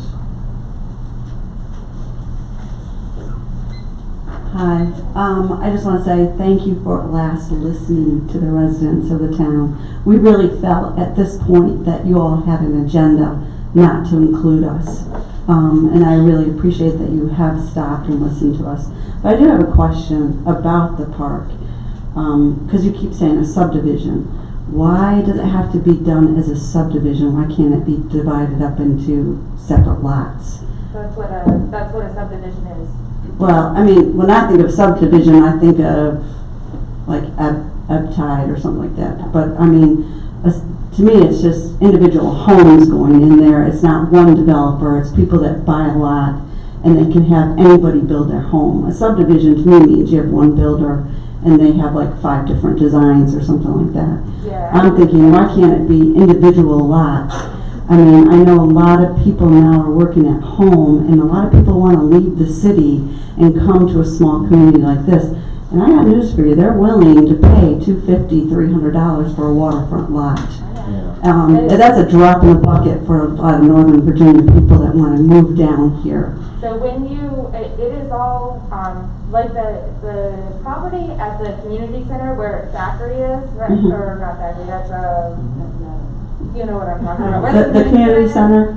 So Where that that's is? actually parceled out already. That's Right. technically multiple lots that we just happen to have a building on and happen to be vacant. Eleanor is not. It is one unique parcel.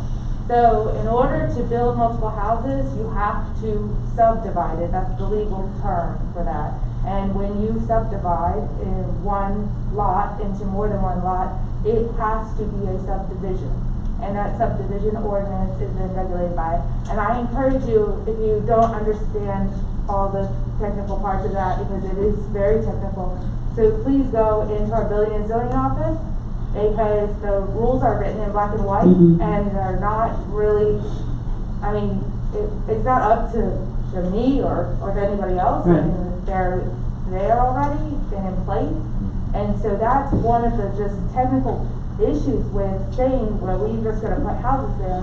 Well, because it is one parcel legally, it has to be then a subdivision. Okay, well, and then, I mean, that makes it clear, it's just it can be built on. Oh, yeah. I'm not saying it can't be. Right, and like then also, I was just informed that you want to put a park there, and you're saying it's in a flood zone, so I'm thinking, okay, let's put a park there. I mean, it's in a flood zone, let's spend all that money and put a park.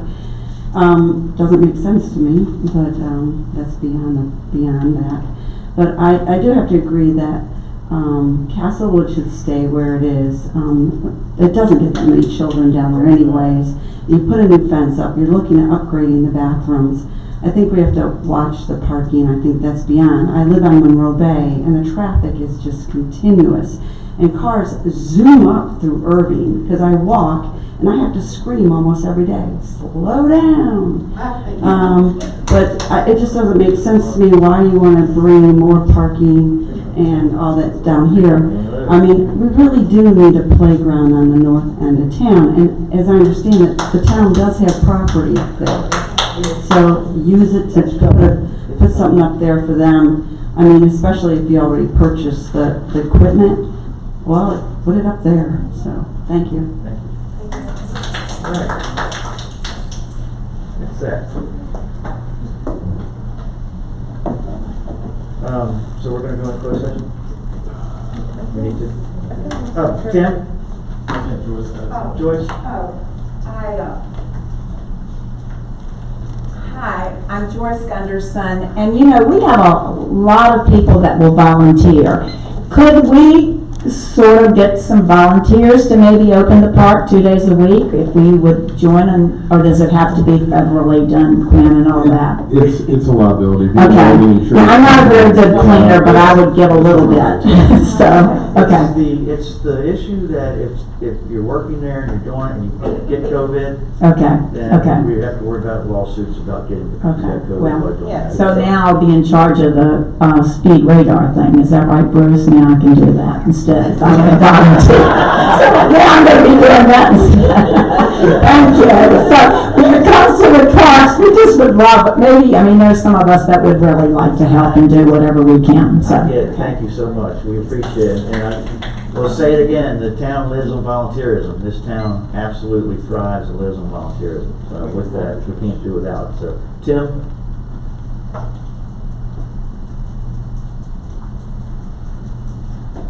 Thank you, Mr. Mayor.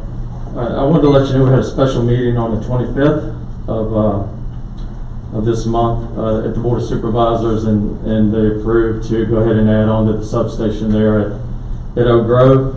But I did discuss with them, and their EMS guy, their chief, he couldn't have made the better argument saying the amount of increased calls right in Colonial Beach, and even though he was, he's on their side of doing that. So, I mean, there's no sense in me not supporting it because that's where it's going. Okay. I'm just supporting the fact that if they're going to do it, they need to do it right. But I think that we still will need to have the argument about putting something here eventually. And hopefully that'll occur. I have to tell you that the county even received letters about the issue that you've been discussing here just this past week, which I forwarded to some of you.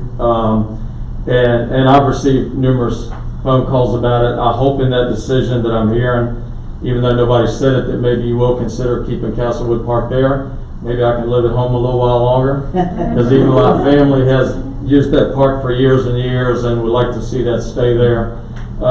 If I could give you any advice in the future, because I face this with the county on a frequent basis, I was at that meeting when Mr. Mayor, you were asked to add it to the agenda, and at first you wasn't going to do that if I remember correctly, and then it was just brought up that it would be for discussion only.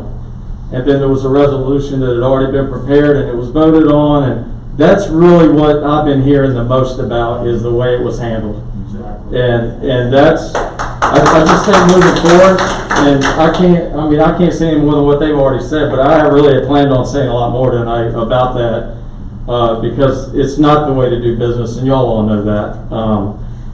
Because when you don't have citizen input, that's when your people's gonna hate you. I mean, they just do. They just look at you as not being competent and not supporting them, and I've heard it as much as y'all, and I know you've heard it to where I'm sick of hearing it. And so I really hope that, and the citizens are right, they really are right. And I wish it could be on the ballot, because I think we had an opportunity in the past to do things to that property and we didn't do it. The town didn't do it. And I know why. There's two sides. Some oppose it and some are for it. And I feel for the people that live down there, but I think we need to eventually put that to bed and do something one way or the other. And, whoever does it. So, I hope you will consider leaving that park there, though. My kids have played in it. My grandkids have played in it. They've never been hurt, never been run over by cars. Normally people in the beach use it in the fall, in the spring. You don't see us down there in the middle of summer. You don't see anybody on those flow grounds usually in the middle of summer. But in the spring and in the fall is when I think the residents really use that park down there, as well as the other parks. So if I could say anything, I hope this is going to be done better. As you and I know, Mr. Mayor, you and I both played in that trailer park. Yeah. I remember the Reese's and the different ones that were living there, and I mean, it was a great place to hang out, and it's gone, and it's not there any longer. But I have fond memories of it when we were 10-year-olds. Yeah. So anyway, that's all I have, unless anybody's got any questions about the county. The next meeting is September the 14th. There's nothing that I know of on the COVID that's changed as far as the money goes, other than what's already been said at the last meeting that we had.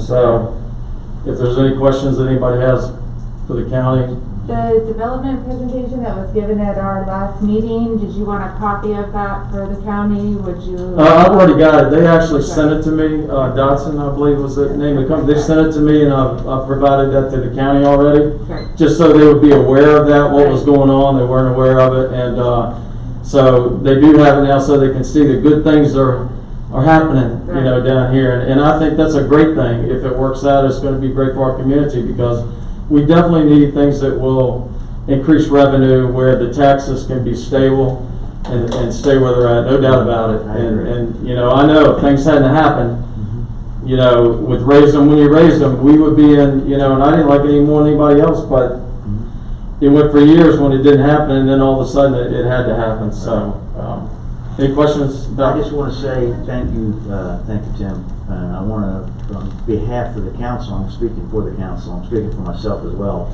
I think, we're learning as we go as well. There's still plenty of opportunities for all of us to learn.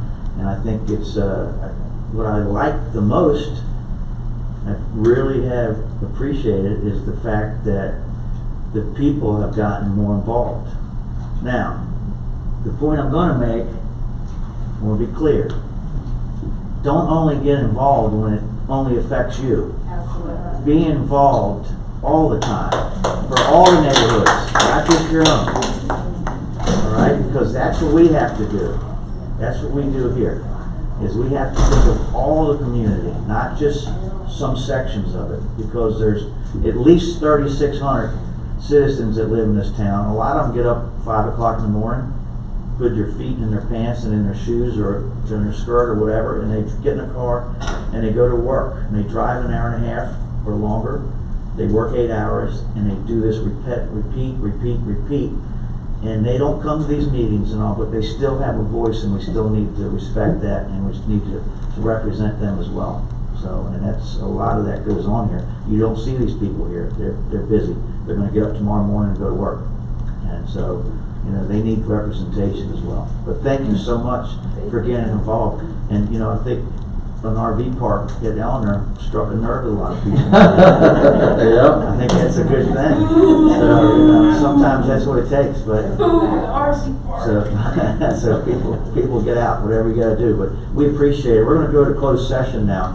So if you guys could just let us get our thing, we're gonna talk about some real important issues for a little bit longer, but we really do appreciate it. Yeah, we're gonna do it. We're gonna do it. Do you wanna read us in? Does somebody wanna read us in? I wrote it down.